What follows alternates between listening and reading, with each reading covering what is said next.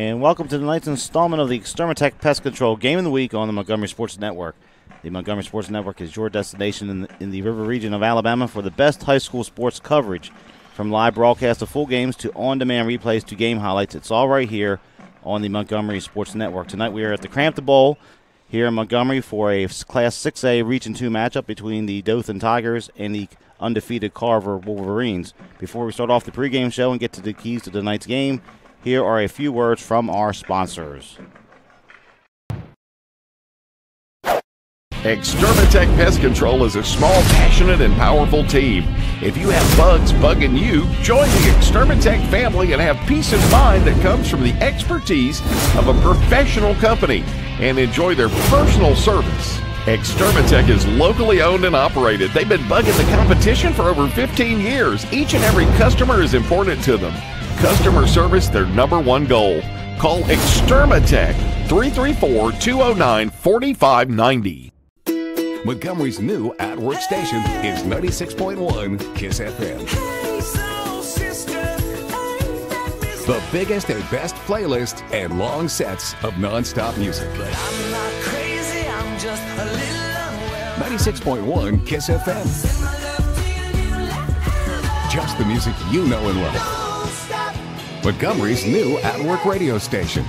Kiss FM.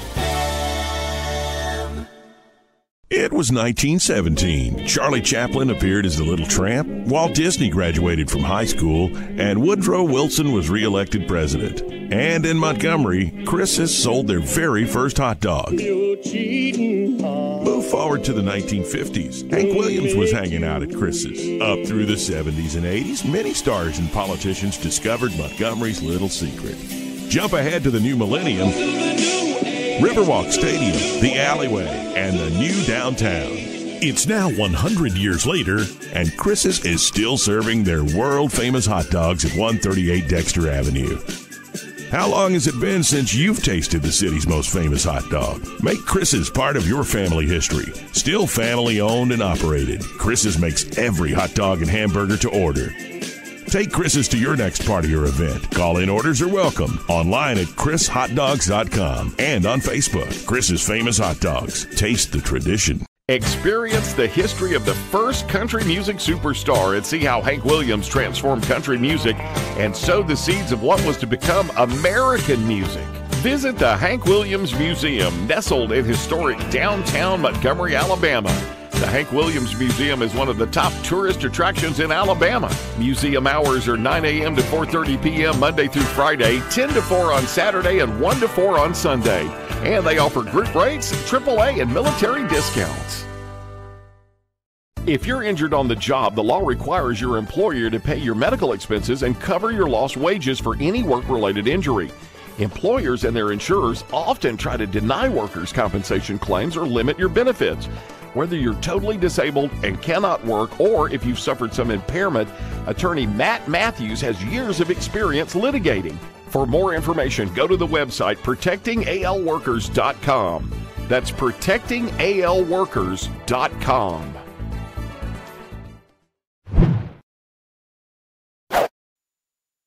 And welcome back to the Hank Williams Museum pregame show here on the Montgomery Sports Network for tonight's Class 6A game between the Carver Wolverines and the Dothan Tigers. My name is Kane Young. I'm here with Darryl Dapprich for tonight's contest. Darryl, good to see you again. It's good to see you back at the Bowl for another exciting region matchup here. We'll talk more about that in the keys of the game, but both teams have a great opportunity to work their way up the ladder in region play tonight. Yeah, Carver comes in here 1-0 on region play so far this season.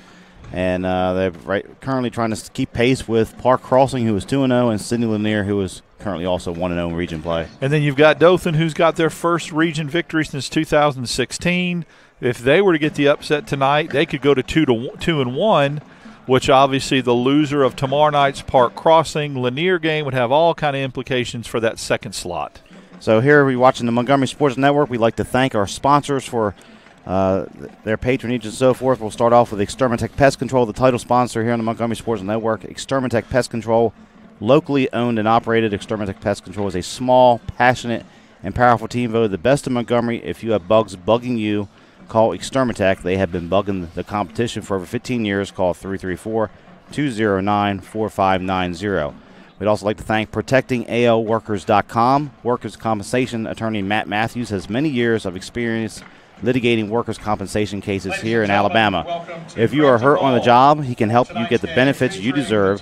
Visit ProtectingALWorkers.com or call 334-721-4878. We'd also like to thank the Hank Williams Museum, located in downtown Montgomery at 118 Commerce Street. This 6,000 square foot museum that lets you take a step back in time and learn about the musical history and life of a Montgomery man who is known as the legendary singer Hank Williams.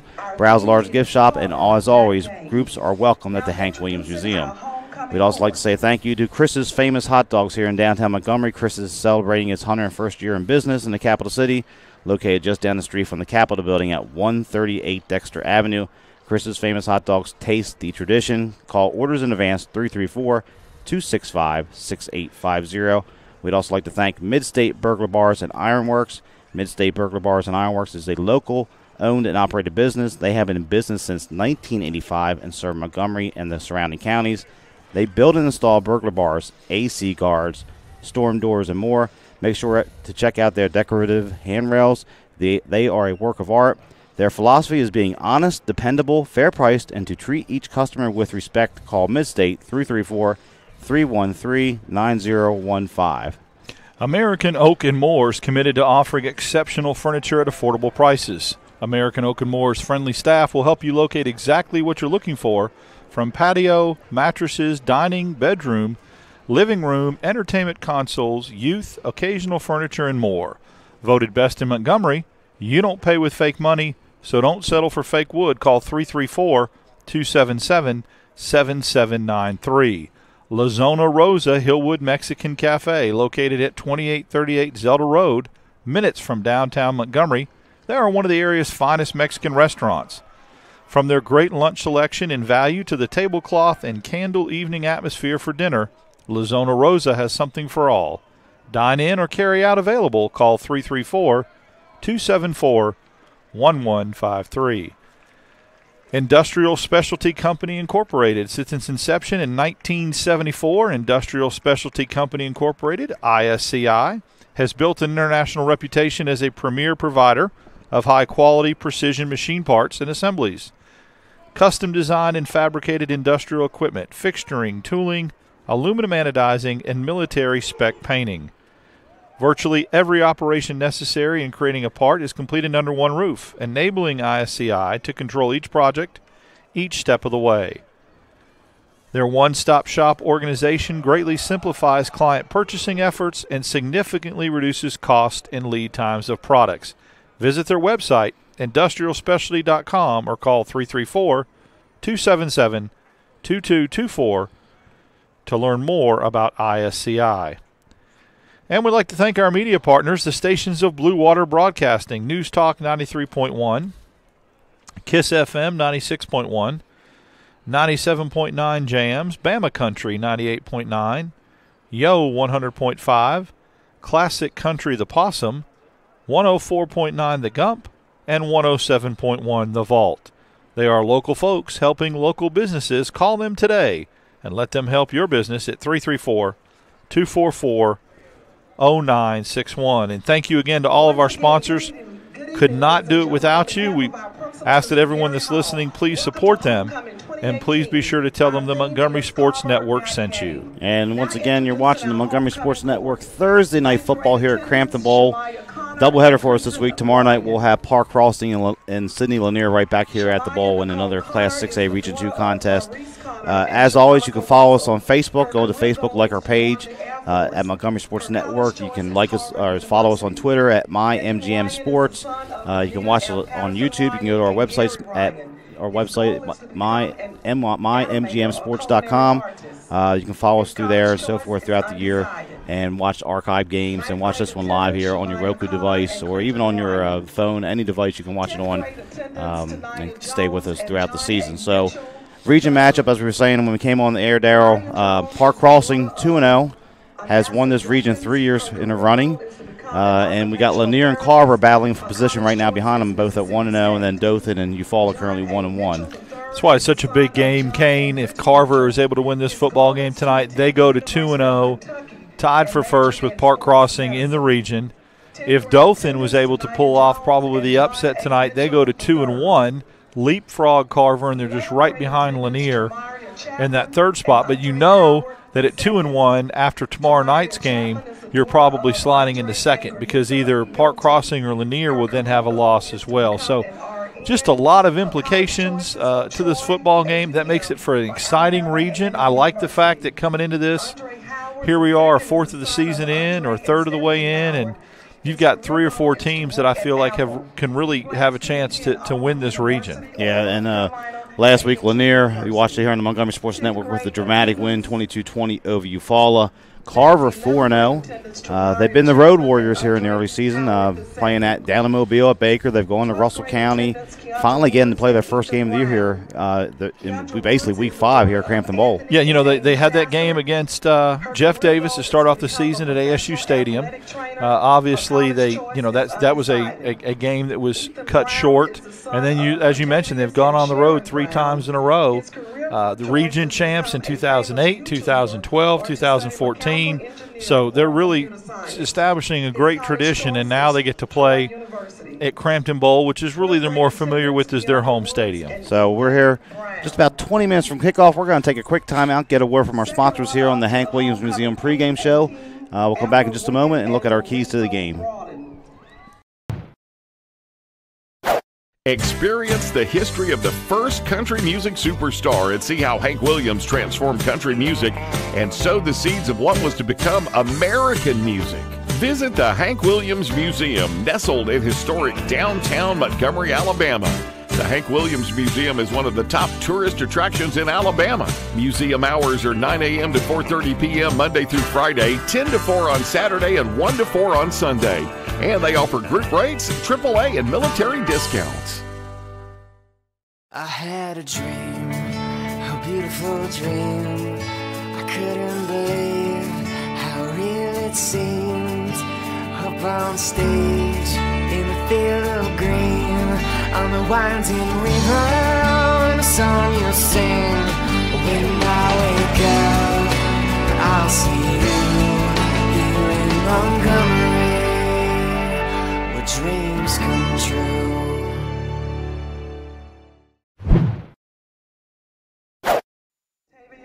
And welcome back to the Hank Williams Museum pregame show here on the Montgomery Sports Network. Carver and Dothan just about 18 minutes from kickoff. It is Carver's homecoming, as you can probably hear in the background as they're introducing the court and so forth. So we'll look at our keys to the game tonight, presented by the Hank Williams Museum here in downtown Montgomery. We'll start off with the visiting Dothan Tigers making the trip up Highway 231 this evening.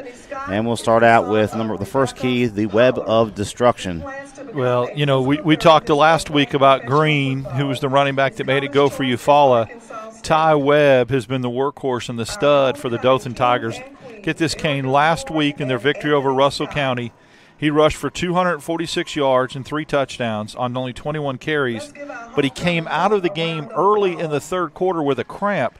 Imagine what his stats would have looked like for the rest of the game if he stayed in. So that's a key, is that he has got to continue that kind of production if they've got a chance to win tonight, but he's also got to stay on the field for all 4 quarters. And we'll talk more about cramping issue here in a second, but we'll look at our second key of the game about cranking up the passing game. The Tigers are led by sophomore quarterback Cameron Dawsey, who has kind of picked up the pace here since we've seen him last time against Park Crossing. He started to come out a little bit against Park Crossing, throwing the ball well downfield to Owens. We talked about Owens being really good on those 50-50 jump balls. He did have a completion to Deshaun Owens in their last game, but Dawsey seems to have kind of kick-started the passing game a little bit for Dothan. That needs to continue because, as we saw with Eufaula, remember how Horn stepped up and had a big game because Lanier really loaded up on Green and took him out of the game. If that happens with Webb tonight, you've got to have a passing game to fall back on. And he's facing a very good Carver defense. The other key for this game, obviously, still the weather factor. Temperature reaching 96, 97 today here in Montgomery. It's late September, which may be shocking for some people around the country that are watching. But that cramping issue. Last week we saw Lanier play here against Eufaula. We didn't see one player go down with cramps despite the fact that the temperature was in the 90s all day. that could obviously be a potential issue this evening. Yeah, it was a key to both teams playing well last week and it being a field goal game. Tonight, as they mentioned, second hottest day of the year. I mean, as hot as any of the days we've had in July and August. And here you are, even though it's going to be kicked off at 7 o'clock. I looked at the temperature. It's supposed to be 90 degrees at kickoff, humidity about 60%. That will lead to cramps if you're not prepared, if you're not hydrated. Cramps cause depth problems. And when you have depth problems, you have to go to the 2 and 3 deep on the depth chart. It could be a problem for either team, really. And virtually no breeze here tonight, Crampton Bowl. It's been that way pretty much all week. Temperatures in the high 90s, heat index over 100 here. Desperately need some cooler weather here, but hopefully that'll come in soon. So let's turn over to Carver here and look at their keys to the game on the Hank Williams Museum pregame show. And we'll start off here for Carver. Keep rolling. They're 4-0. Impressive victories over Jeff Davis at Greenville, at Russell County, and last week 34-0 at Baker. Yeah, Carver's got a way to find a way just to keep getting better each week. Obviously, the meat of their schedule is coming up. Not to underplay anything or downplay anything they've done to this point, but they've got Lee next week. They've got Lanier coming up, Park Crossing coming up. So they need to continue the momentum and keep rolling and keep trying to become a better football team each week. And second key for the Carver Wolverines, a stout defense that has only given up 16 points so far this season. Yeah, the great thing about this school and kind of how you see certain high schools take on identities, Carver has become, not only are they dynamic offensively and have sent some offensive players to the next level, but defensively they have started to have a reputation of being very, very tough defensively. You know you're going to be in every football game because their defense keeps them in it. Looking forward to any defense that gives up 4 points a game, I'm really looking forward to seeing what they do with this Dothan squad defensively. And for those who are not familiar with this, Carver has produced some very good players. And as you said, on the defensive side of the ball, Sean Down Hamilton, who played at Alabama. And then, of course, the current linebacker in the middle for the Crimson Tide, Mac Wilson, the junior up there. They both had very good high school careers here at Carver. Yeah, I mean, it's a factory. And when you start sending out players like that to the next level, and at the highest level of college football, players that are getting on the field, having opportunity to start for national championship teams, you can tell that pipeline has really started going down here in Montgomery Carver. And last thing, well, same thing we had for Dothan, the heat factor again for Carver. They had their field over there, the practice field over on Fairview Avenue off the Interstate I-65. Playing here in Crampton Bowl, not necessarily that much of a home field advantage in terms of crowd, but obviously they're used to being on the turf. They are, and I mean, this time of year it's kind of unique. No matter where you are in the state, it's pretty much the same temperature. As you start to get into the fall and early winters where you see that differentiation in temperature. So Dothan has been practicing in the heat, but they have not been on the turf. And, they played well 2 weeks ago against Park Crossing. They held their own, and we'll see tonight if that experience coming here to Crampton Bowl makes them a little more familiar with their surroundings. And a couple first-year coaches in this contest. Wayne White, in his first year at Dothan, he's an alumnus of the school. Coached 3 years at Northview, 7-23 in his 3 years at Northview, 2011 to 2013. 2-2 this year, 1-1 in region play. Their offense has been better this year, scoring in the 30s in a couple games where they've been struggling to get points the last few years. The Tigers have. And on the other side, James Thompson in his first year at Carver, but very successful at Pickens County up on the west side of Tuscaloosa, won 2 region titles there in 3 years, was a state runner-up to Sweetwater, and then to Maplesville back in 16 and 17, 35-11 overall as a head coach, including 4-0 this season. So 2 first-year coaches, neither side really familiar with each other coming into this contest. No, but 2 very different directives for each coach. Thompson, I think, inherited a better situation at Carver. His directive is, and his charge is, just keep the train rolling.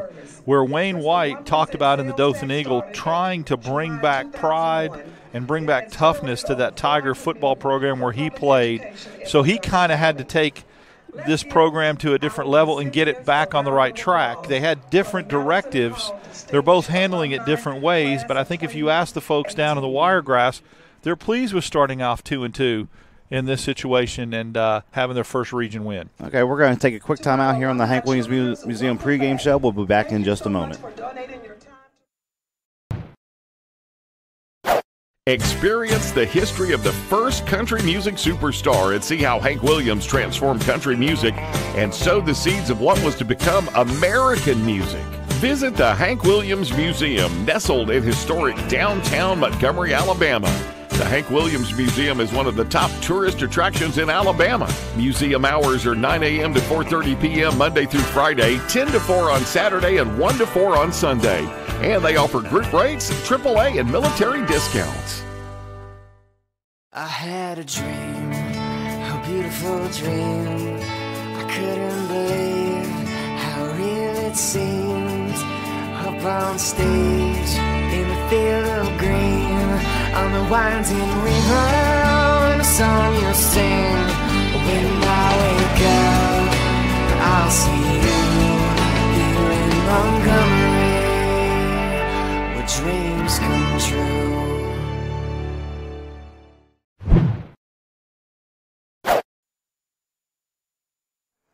And welcome back to Cramp the Ball here. Carver and Dothan just about 10 minutes from kickoff, Class 6A Region 2 action. So let's talk about Carver a little bit. Quarterback Cole Williams stepped into that role last season. He's a player to watch out for the Wolverines, number 2. Last year, Carver struggled early on, but then kind of righted the ship late in the season. Yeah, he makes the engine go, and they have a good running back in Terrence Webster, too. So I think that obviously Dothan's defensive game plan is going to be tried to shut both of them down.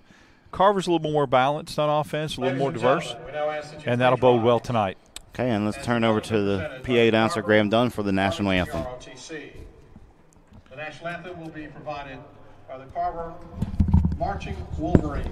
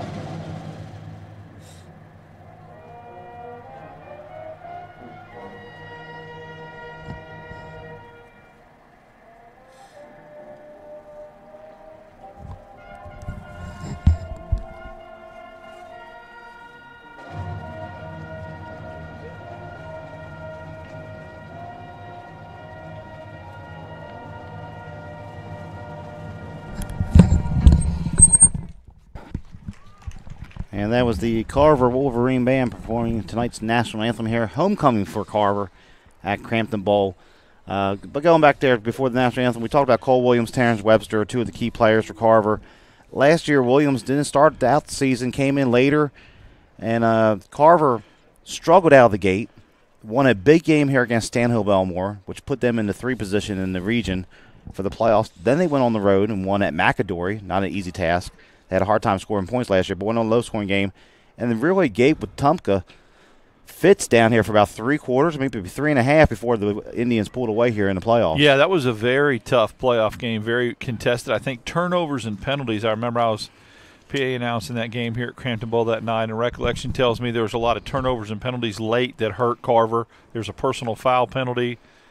But they had some guys that could really lay the wood. I remember watching that. It was one of the more hard-hitting football games I've seen at the high school level. So they got the ship righted. They got to a couple rounds in the playoffs, and now a lot of optimism coming back this year. So Carver 4-0, trying to make it 5-0. And as Darryl mentioned earlier, the meat of their schedule coming up with Park Crossing. And later on that West Side Classic against Lanier. Take it back to the 90s, Carver had a hard time winning football games. And then really we're still in that renaissance from the Al Pogue era about 10 years ago when he got things turned around, had Jeremy Johnson in here, the quarterback that went to Auburn. And Carver was routinely making deep runs into the state playoffs. Yeah, I remember in the 90s they got beat a lot. I mean, they've struggled and struggled mightily to win football games, and it was always Lee or Jeff Davis. And then the script kind of flipped a little bit when we talked about Lanier, the late 90 teams with Sheldrick Williams and Tavares Jackson. Same thing kind of happened with Carver. They started getting some studs.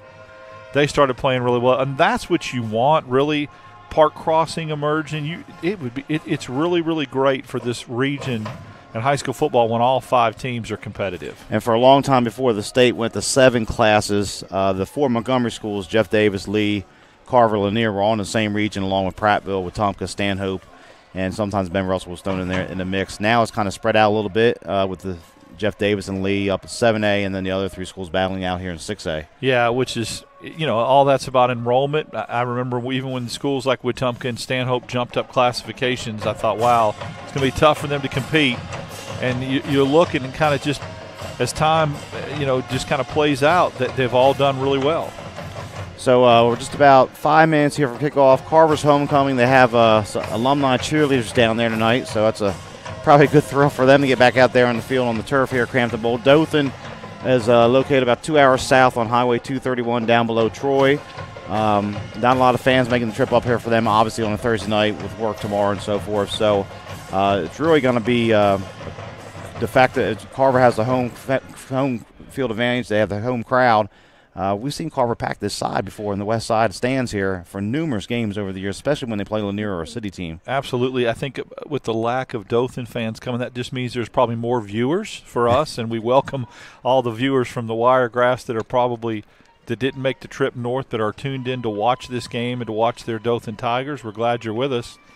And, it's going to be interesting. You're right. The crowd differential's a little bit different. The noise, the crowd noise, and all that factors in definitely goes the way of Carver just because of distance and the Thursday night things. It's tough. It's like Thursday nights in the NFL, those Thursday night games. It's just a different feel to it, but it's a necessary situation that's got to be played out, and we're just grateful for anyone that's watching and grateful for the fans that showed up tonight. So Crampton Bowl here serves as the home field for 5 schools in Montgomery, Lee, Jeff Davis, Carver, Lanier, and then Park Crossing. They all share the stadium, so there's almost always a doubleheader down here Thursday and Friday. There are the occasional Saturday games, some of which we'll broadcast later in the year and so forth, as the Wolverines start to make their way out from the end zone here to get ready to run out in the field. Dothan will be off to our left and so forth. So, right, just remind you, thank you for watching the Hank Williams Museum pregame show here on the Montgomery Sports Network. As always, you can follow us on Twitter at MyMGMSports. You can go to our website, mymgmsports.com. You can find archived games there. You can watch us live. Tomorrow night we'll have Park Crossing and Lanier here on our broadcast. You can go to our Facebook page, like us there. A lot of people have been watching the highlights there last week of Lanier, Ja'Cory Merritt, and Tremaine Osborne for Park Crossing. We'll feature those guys tomorrow night when they come out here on the turf at Crampton Bowl. So a lot of ways for you to watch us and so forth. We thank you for staying with us and so on, as Dothan still has not made their way out of the end zone here. So I would imagine Carver may just wait a second for the visitors to come out. But Dothan's a much better team. Yeah, and, we didn't talk about them defensively. Yeah. Ezekiel Moore and Donald McLeod had big games against Park Crossing. They also had big games against Russell County. They're 2 stud defensive players that kind of make it go. We call their names a lot, and I anticipate us doing the same thing tonight. And look out for Eric James in the return game. Oh, that's right, yeah. Against Park Crossing, Dothan came up here. They played pretty well. They just had big mistakes. First play of the game, they fumbled the ball, scoop and score for Park Crossing. Would battle back in the game. They really were winning the field position battle, but then it was Tremaine Osborne breaking long touchdowns from 70-some yards and 80-some yards that flipped the script in that game a few weeks ago. Yeah, if they would have tackled in space better, they'd had a chance to win that football game. And you're right about Eric James. Very dynamic in the return game and played very well in the secondary for Dothan. So we're just about 2 minutes from kickoff here. Carver still waiting for Dothan to come out of the locker room. Dothan's captains are just getting out there now. Carver's captain's standing on the 50-yard line, ready to go out there. And again, beautiful night, crammed the bowl, hot, virtually no breeze, pretty much all week here in Montgomery. We're going to have the same weather tomorrow night, basically, unless there's a thunderstorm that comes through at some point. And it could. There is a chance, which we don't want delays. But, man, what I would give that breeze that we felt that night at Chilton County. Yeah. For those who weren't with us on our second broadcast of the season in Chilton County, we had a 2.5-hour weather delay and so forth. But basically, there are some clouds off to the distance to our right. That's also nightfall coming in too, so we'll see if that stays away. I don't see any lightning or anything here, but we had a 2.5-hour lightning delay. It didn't rain the whole time, but the temperature was hot, dropped down to cool, and then next thing you know, we were back there sweating again as we burned the midnight oil up in Clanton. Yeah, this field could take a little bit of water right now. It's an artificial surface, but I think it would cool it down a little bit. And, I mean, the clouds do look kind of rough, but I think we're out of the woods. So, looks like Dothan has won the toss and will defer, and the head official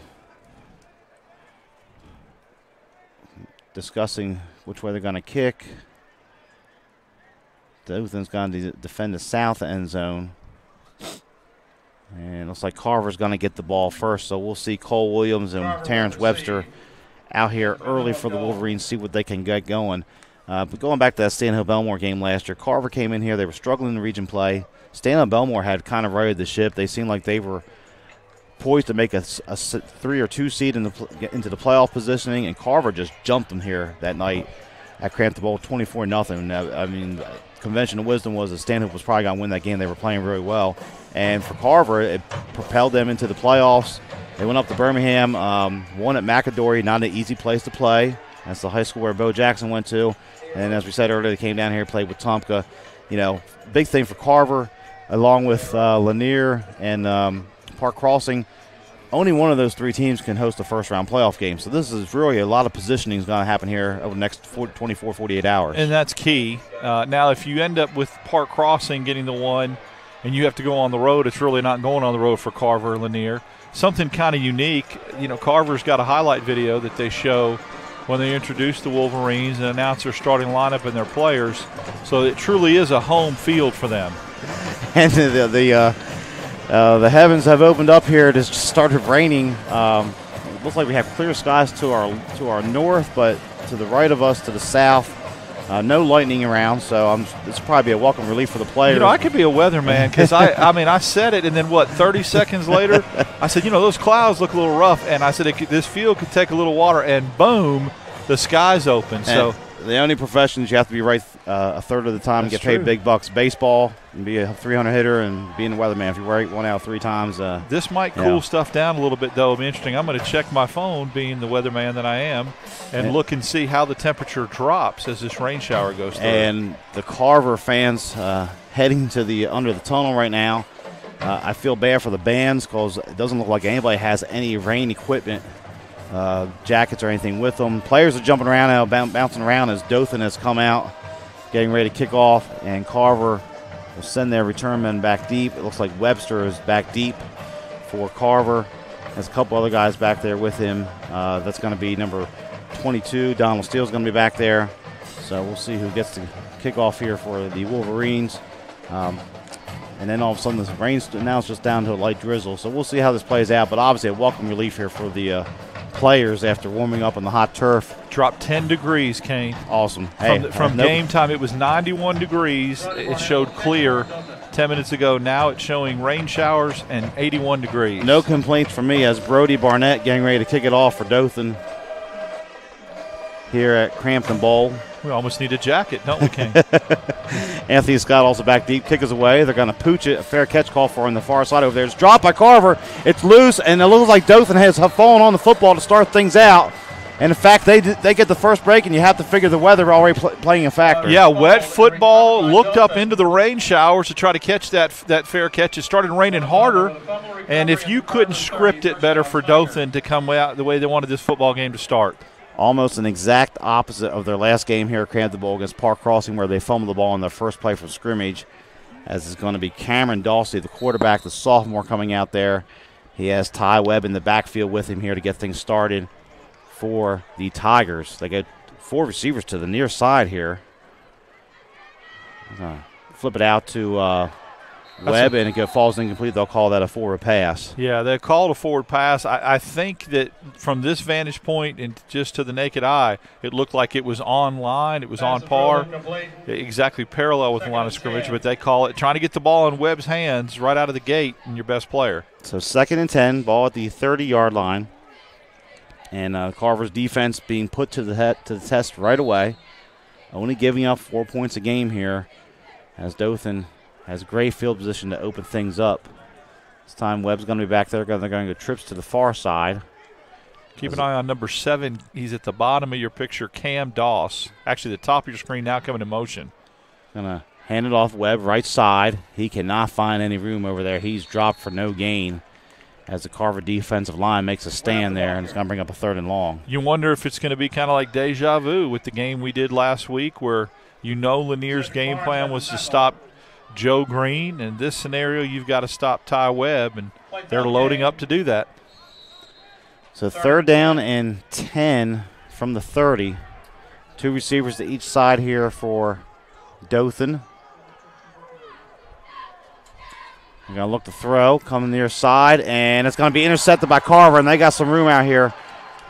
It's going to be number 14 on the interception for Carver. That is going to be Flowers. He's going back left side, still going down the sideline. There's a flag back here, though. It's going to be called back, I believe. So for the moment, we have a pick 6 for the Wolverines. Flowers with the interception. He had an interception earlier in the year against Greenville, but we'll see what the flag is. That's an impressive return either way because he picked it off at about the 20, and he had to really weave through traffic in the middle of the field, but there's a marker down on the 33-yard line. And it looks like this may come back, Kane. Still no signal from the head official. As light rain continues to fall here. The wind has picked up, so it's a breeze now, but the flag is a legal block here by Carver. So they'll retain possession back here probably around the 20-yard line or so. And the frustrating part for the Carver coaches, I don't think that's in a spot where you had to make that block. I think Flowers had already cleared that first level of containment. He was out into open field. You don't need to make that block because I think he was at the 50 when they threw the flag. So unnecessary there. So big play for Flowers early on here. He had a huge interception in the Wolverines' narrow victory over Greenville in week 2. So making his presence known here in the first minute. As Carver will come out, the ball will actually be spotted at the 23-yard line where it'll be 1st down. And Cole Williams is in the backfield calling the signals here for the Wolverines. 3-man front for Dothan to get things started. They're going to hand this off. That's going to be Webster on the carry coming to the right side for a couple yards. Yeah, they do that great job with the read option there. Cole Williams can pull that if he wants. He has that option. Junior quarterbacks getting more experience with every game and doing better on his quarterback reads. So Webster gains 4 on 1st down, 2nd and 6 here. And this time they're going to go under center with a bunch set to the near side. And then we got a whistle. I think we're going to have offsides here on Dothan, so not a good start. McConico's another weapon for Carver that they like to use in the jet sweep. He's listed as a wide receiver, but they use him a lot in the running game. So they mark off 5 yards against the Tigers. It'll bring up 2nd and 1. Good area to go deep here, Kane. 2nd and 1, you got nothing to lose. So got 3 receivers, bunch set to the left this time. They flip the formation. They're going to toss it to Webster left side. He has some room across 35, cuts it back near side. This might open up for him. Good block there, 50. It's a foot race now down to the 30. Webster down to the 20. Finally drug down inside the 5-yard line. That's going to be a gain of 66 and a 1st down. And that was a great run by Webster, but very impressive by Stephen Ware for Dothan. The speed that he showed and the angle he took to run down Webster, but a great run by Webster, and Carver is in business. So Webster on the carry all the way down to the 4-yard line. 1st and goal. We're just 2 minutes into action here as Carver's going to come out in an I formation with a slot back / tight end here. A traditional look for the Carver. Williams under center. He's going to give it off to the fullback. That's going to be number 32 on the carry, Andre Howard. He plows forward down to the 1. Andre Howard keeps his legs moving, very short, stout, prototypical fullback that you see in the Carver backfield. and he does get it inside the 1 yard line. And Carver will run a lot of different formations and sets Second here. and goal at the 1. They really make it work. Back in the eye again. Williams under center. Quarterback sneak goes left of guard, and he's in for the 1 yard touchdown, and Carver strikes first. Yeah, Carver made that drive, Kane, look very easy. After giving away the ball on the kickoff on the turnover to Dothan, they get it back. And with the obviously the block in the back, they still had to go the length of the field based upon that Webster run. Ran 3 nice plays inside the 1 yard line to score. So number 18, Carl Hopkins, is in to do the place kicking duties here for Carver. Good snap and spot. Kick is up. And it's good. So our score with 9:17 left here in the first quarter, it is Carver 7, Dothan nothing. You're watching the Extermatech Pest Control Game of the Week here on the Montgomery Sports Network. Extermatech Pest Control is a small, passionate, and powerful team. If you have bugs bugging you, join the Extermatech family and have peace of mind that comes from the expertise of a professional company and enjoy their personal service. Extermatech is locally owned and operated. They've been bugging the competition for over 15 years. Each and every customer is important to them. Customer service, their #1 goal. Call Extermatech 334-209-4590. So it was the big 66-yard run from Webster to get things set up here for the Wolverines. They lead us 7-0, and definitely not the start that Dothan wanted. No, Carver didn't even have to put it in the air once. They just ran the football right down the field on Dothan. Now Dothan's going to have to answer, obviously, with a sustained offensive drive here. So back deep is going to be number 7, Doss, and number 6, James. Kick is away. It's short. Fair catch call for on the near side here. And Dothan drops the ball. It's picked up by Carver. It's going to be dead right there, I believe. Let's see the official signal. Well, it should be Carver's football. Yeah, these fair catch pooch kicks are giving both teams all kind of problems. And I think, you look again, it's starting to pick up the rain. Right when they kick the ball, the rain starts to pick up. And when you're looking into that, it's difficult. Yeah, so twice here. There's a flag. They're calling interference, so it's going to be Dothan's football. Yes, they're calling kick catch interference. Okay. And that's a good call. Yeah. The halo rule or whatever it is, he was right up in his face mask, did not give him room to make the play. Yeah, Dothan's wasn't even sure they had their defense out there. Now the offense coming back out here for the for the Tigers. So it'll be 1st and 10. Let's see where they spot the football at. Ball's awarded to Dothan, 1st and 10 at the 31. So they're going to, looks like the 31-yard line is where the chains are set up out on the far side. We'll see if Dothan comes back and they can get Webb going here. Still, officials a little confused. They're not quite set up properly now. They're having a discussion, a little huddle here at the 25-yard line. 9:10 left first quarter. It's Carver 7, Dothan nothing. And the rain starts to pick up again here at Crampton Bowl. And it looks like maybe the Carver coaching staff wants an explanation, or if they can re-kick it potentially. You may hear the wind in the background picking up. There has no breeze. You go in the pregame and say there's no breeze, and now it's breeze, rain. I mean, I looked at it, and the heat index when we kicked off, Kane, feels like 100. That was the heat index, and now it's 81. It feels like 81. Humidity's jumped up, but there's a breeze, and it's continuing to come down here. So they still have not officially spotted the football, and the head official is now going over to talk to the Dothan coaches to give an explanation here, causing a delay in this contest.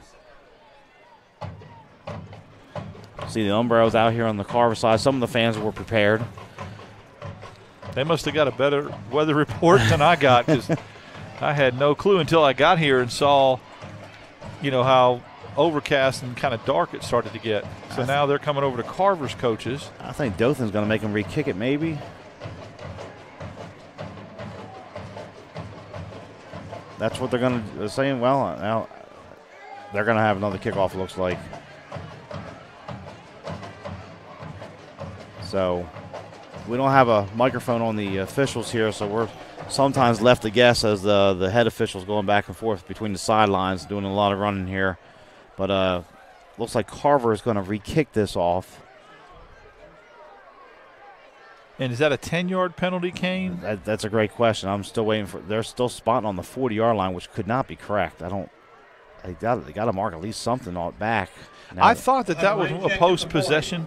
You catch it and then you move it 10 yards forward is what should happen. That's what I would think too, but the ball's still spotted at the 40, so there's been no penalty enforced at all.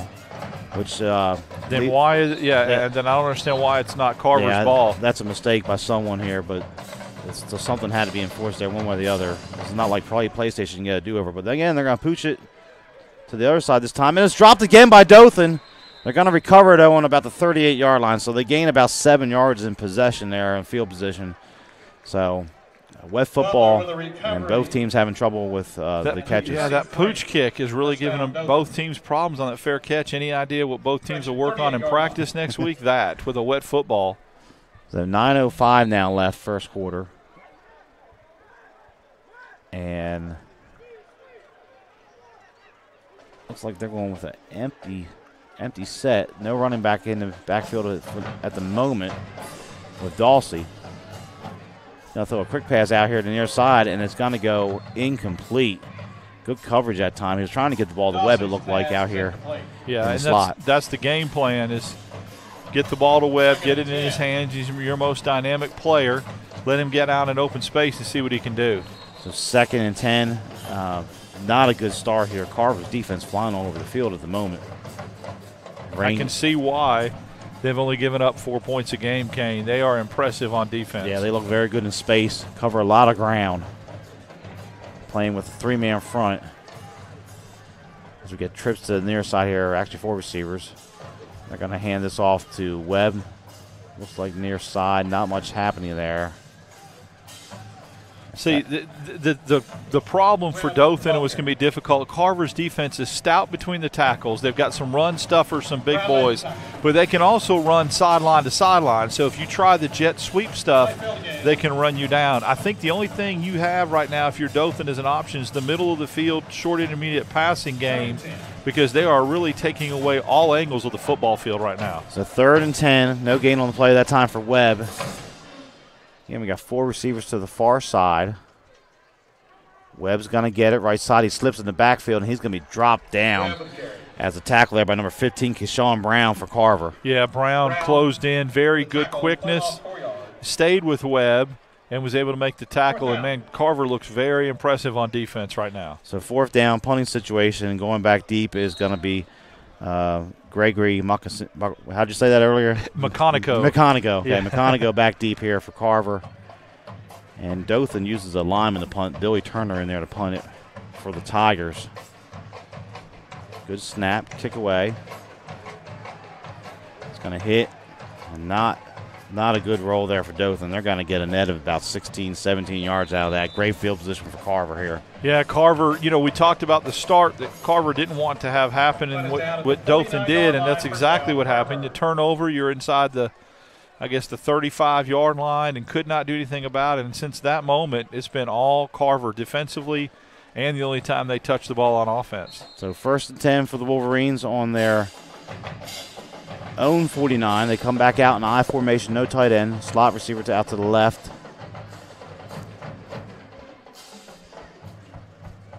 And that's going to be, looks like Webster again, moving the pile forward for about 6, maybe 7 yards on 1st down. Yeah, he can hurt you between the tackles, and he can hurt you outside the tackles. He's a dual kind of threat running back, even for his size. And to get 7 yards on 1st down is exactly what Carver wants. This is 2nd and 3. This time, number 22, Donald Steele, checks into the backfield for Carver.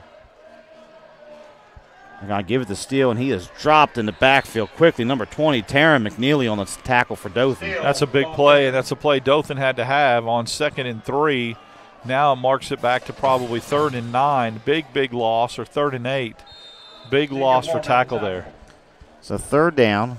Play loss 4 yards. 8 to go. 3rd and 8. Webster back in the backfield this time with Williams. 2 receivers to each side. We'll see if they put it up in the air. Dothan showing blitz. They're going to rush 6. Williams, though, has a man out here, but it goes incomplete.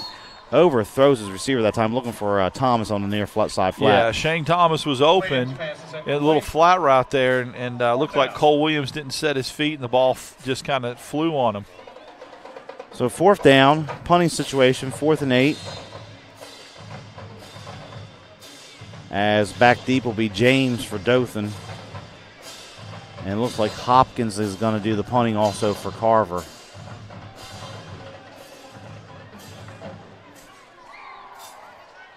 James a threat, as we mentioned in the pregame, to take it to the house. Kick is away. James is going to have to let this one bounce to the 20. Takes a good roll for Carver. They could let that go a little bit further. Yeah, that could have rolled to the 10. So it'll be 1st and 10 down there at about the 15-yard line for Dothan. And James was such a threat in the return game last time. You know, Carver's coaches are aware of that. Actually, I remember them all sitting here watching the game down below us that night. Yes, they did. So 1st and 10. That was a Thursday night game 2 weeks ago. So 1st and 10 for Dothan here on their own 15. 6:19 left in the first quarter. As Dawsey and Weber in the backfield to start things off again for the Tigers.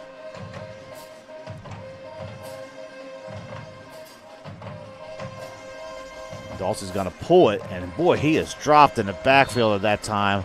Nice play there again. Number 15, I think Brown on tackle for Carver. Yeah, that was a great play by Brown. He has blown up 2 offensive running plays now. His anticipation's there, but you've got to have the explosiveness, and he does coming off the football. So loss of 7 on the play, 2nd and 17. And I haven't seen anything but Carver just play their base defense so far. I haven't seen any stunting at all. No stunting, no blitz. I mean, they're just whipping the man up front, gaining superiority. So this time it's 2nd and 17. Dawsey's going to hand off to Webb. He drops the ball on the turf. Looks like he recovers it, and it's going to be a loss of yardage again. And here we are, 3rd down, and it's going to be about 20 or 21 for Dothan. A dangerous territory here for Dothan. They'll probably stay conservative and run the football with Webb. But if you've got a punt inside your 5, with the way Turner punted that last ball, you know, Carver could get great field position. 3rd and 20. Clock continues to run. Rain continues to fall here, crammed the ball on a Thursday night. As Webb will be offset to the left of Dawsey. Dawsey's going to hand this off Webb, right side. He's spinning around there for a couple yards. He's going to get it out to the 8 for maybe 2, and it brings up a punting situation for Dothan. Yeah, we've done, I think this is our 5th game. You guys have done 6. I think I've done 5. And I know there's four minutes left to go in the first quarter, and it may sound premature, but on the first 3 drives, this is the most impressive defense I've seen so far this year. Carver looks fast. We talked about stout before the game. Now, numbers don't lie in this scenario. So the front 7 has looked very good here. Punting situation. Turner on to kick it. It's low snap. It gets behind him. It's going to be a safety. Goes out of the end zone, and 2 points for Carver, so a free gift there for the Wolverines. And that's the danger of losing yardage, playing behind the change, having to punt inside your 10-yard line. Any little miscue like that turns into points. It does, and now Carver's up 9-0. So 4:20 left first quarter, 9-0 Carver. And Dothan, looking at their first 3 drives, they started on the 30-yard line. Had the interception, and then we had the punt on a 3-and-out. There we go, 3-and-out, and they give up a safety. Have not completed a pass yet. And now their 5 carries on offense, 3 have been for negative yardage. Well, you know, it's early, but this is a dangerous drive right now for Dothan. I mean, there's so much football left to be played, but you can just sense all the momentum with Carver. Their defense is playing out of their minds right now. Carver puts points on the board here. It could get ugly and become a runaway. So Dothan's got to realize that, guard against this, bow their necks, and get a 3-and-out right here. So Brady Barnett looks like he's going to put it on the tee and kick it here for Dothan. See if Carver can get their return game going. We'll see if they do a pooch kick, but that would give Carver great field position. And they're going to pooch it again. A fair catch called for near midfield by the Wolverines. This time they will secure the football, and great field position again for Carver. Yeah, you get the 2 points on the safety, and you get the ball at midfield with a running game that's probably averaging 6-7 yards a pop right now, even more than that with that long run by Webster. So Carver comes out exactly where they want to be in this football game right now. So the ball is spotted officially at midfield as Cole Williams, the quarterback, comes out there. He's going to have Howard in the backfield with him this time to get things started. Bunch set here to the bottom of our screen for the Wolverines. Williams is going to look to throw it here on first down. He's under heavy pressure. Gets away, throws it deep, and it's going to be almost picked off. Good coverage that time down there by Carver. Zay Wimberly knocking the pass down. Yeah, Wimberly does a good job. He went for the interception. If Williams puts a little more air under that ball and throws it 3 yards deeper, that's 6. Webster's over here on the side. Now he's back in the game. He was kind of grabbing his ribs. I don't know if he had a cramp or he had some wind issues, but he's back in the ball game now on 2nd and 10. So 2nd down at the 50 for Carver, as Terrence Webster, the running back, will line up 10 yards behind the line of scrimmage here. Williams going to hand it off. Webster, he has some room left side here, or right side. First down yardage and more. Good blocking downfield by his receivers. Webster's tight ropes the sideline inside the 20. He's going to pick up 32 down at the 18-yard line. Another dynamic running back, and another running back that's kind of comes in the shadow of the opposing team's running back like Merritt did last week, and then he was the one that ended up excelling. Webster's had the better of this matchup early on. And Webster has already gone over the century mark here, and we're still in the first quarter for Carver. Cole Williams has his team under control, no hurry. Gets them in their sets. Dothan has jumped offside again. Yeah, good job by Cole Williams that time with the cadence. He's not doing anything that's illegal. He's not, moving his head. And Dothan jumps off sides. And now it's 1st and 5. So 1st and 5 officially at the 13-yard line. And Carver does a lot of different things with sets. They run the I. We don't see a lot of teams at 6A level run I sets. And here they are. They're giving fits right now to this Dothan defense. Toss to Webster, left side. Spinning around, trying to come back to the near side here. Now he gets out of it again. And that's a Barry Sanders-esque run there, but he's going to lose yardage on the play. Yeah, that's tough. Looked like Dothan had that sniffed out, that outside toss sweep on the pitch. And they did a good job of containing and sealing outside, made Webster turn it back inside, and there was nothing there. The clock approaching the 3-minute mark, first quarter, 9-0. Carver over Dothan. And Cole Williams, the quarterback. This time he has another running back in the backfield. That's going to be number 29, Brooks, with him back there. Looks like Williams is going to pull it the last second. He's going to move forward to about the 15, bring up a 3rd down and probable passing situation here. McConaughey's out one-on-one with the Eufaula defensive back out there at about the 15-yard line. He just made a little shimmy move, and he had his man beat. Look for Cole Williams to look that way. If he does, he'll have a wide-open McConaughey. So 3rd and 7. Ball at the 15-yard line. Williams going to look left, throws over there on a slant, and that's a nice grab out there. Complete and down inside the 5-yard line, down to the 3-yard line is going to be number 4, McConaughey on the reception. Yeah, you could see that coming, Kane, from up here. It was one-on-one isolation. He didn't even look at Williams and tell him, hey, I'm open, throw it my way. So that was a great job by Williams to look over there and not tip it. So 1st and goal again for Carver, under 2 to play here in the first quarter. Ball resting at the 4-yard line. They go back to the I formation. Going to give it to the fullback. And plowing forward, and that's going to be a touchdown for Carver here. The second one of the night. It's actually going to be number 30, I believe. I'm gonna say that name. The last name's great, but if you can pronounce Provo. We'll go with Provo. I'll keep it easy. El Provo, like Rand.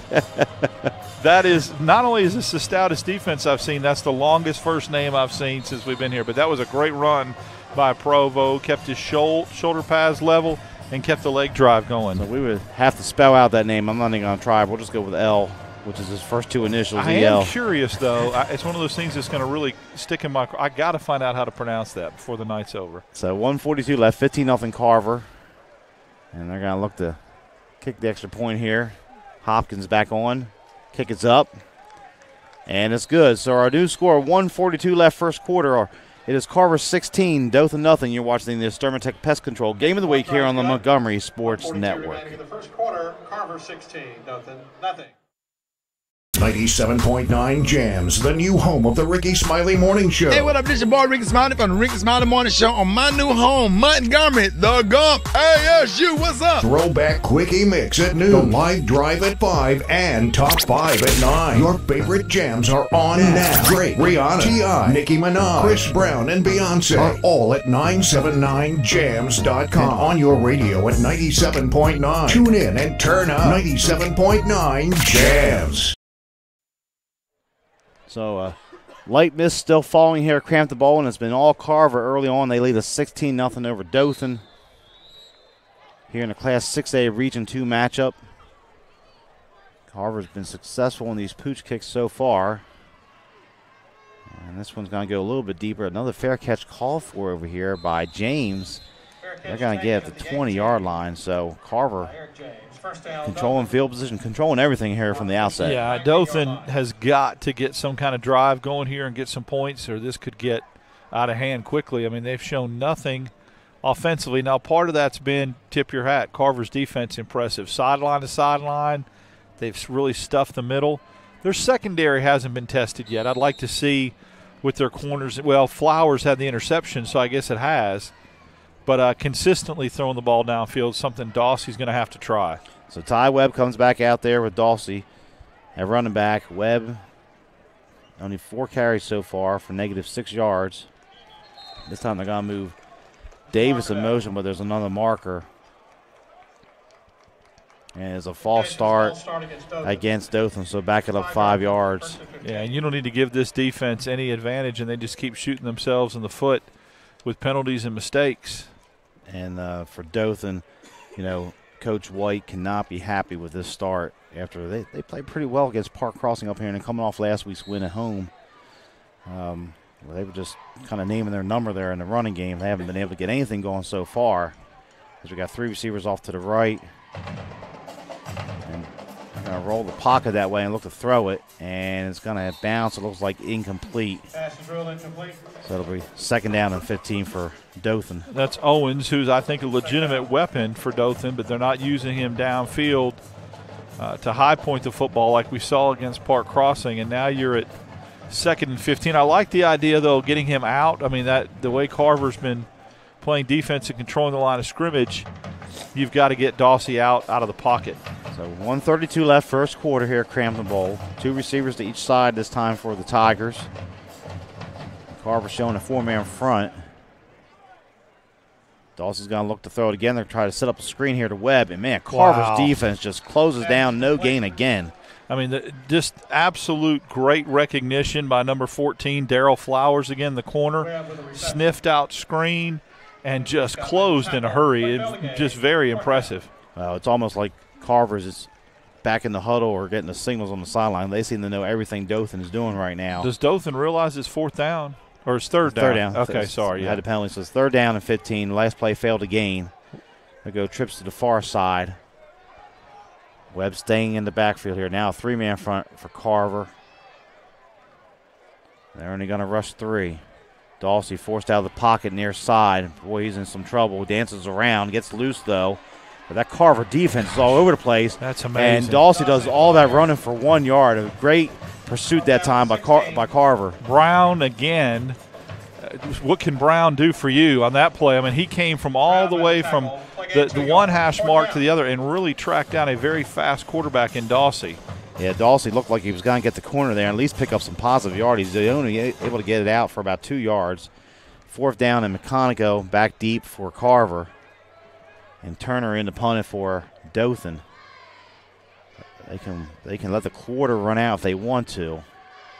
There's a 1 second differential here between the play clock and game clock. And I think that's what Dothan is going to do. And that horn takes us to 000 here in the first quarter of Crampton Bowl. Our score, Carver 16, Dothan nothing. You're watching the Tech Pest Control Game of the Week here on the Montgomery Sports Network.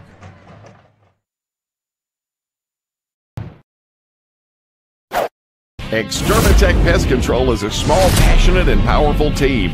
If you have bugs bugging you, join the Extermatech family and have peace of mind that comes from the expertise of a professional company and enjoy their personal service. Extermatech is locally owned and operated. They've been bugging the competition for over 15 years. Each and every customer is important to them. Customer service, their #1 goal. Call Extermatech 334-209-4590. Montgomery's best country is on Bama Country 98.9 WBAM. Bama Country with Bubba and Christy every weekday morning 5:30 to 10 a.m. Bama Country, playing today's best country and all the country legends. Bama Country 98.9 WBAM.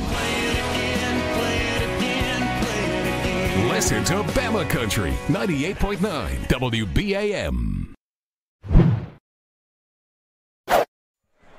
For a punting situation for Dothan, kick is away. Meconico catches it near midfield, cuts out to the right, and good coverage that time by Dothan. Short return of about 2 or 3 yards, but nevertheless good field position for Carver. Yeah, good field position for Carver. Could have been better. I think that the Dothan give their special teams and their return coverage team credit, because if Meconico gets that seam, he's gone off to the races. Now Carver has an opportunity inside the 50 on the Dothan side of the field. So 11:46 left, just started the second quarter. Extermatech Pest Control game of the week here on the Montgomery Sports Network. Tomorrow night we have Lanier and Park Crossing, another Class 6A Region 2 matchup from Crampton Bowl. But Carver has looked impressive through 12 minutes of football. A lot of game left, though, as the rain for the moment has pretty much ceased. Maybe a light drizzle here or there, as the Carver band and their fans staying out here. Dothan's band starting to make their way back out to the field area here to maybe start playing, as they weren't prepared for the rain. Doesn't look like Cole Williams going to run option near side here. Keeps the football. And there's a flag on the play as he drags the defender across the 45. It's in the area of offensive holding. It is, and I think they're going to get a Carver lineman. They do, for holding there, which allowed Williams to break containment and get into the second level. And there's an injured Dothan player down on the field.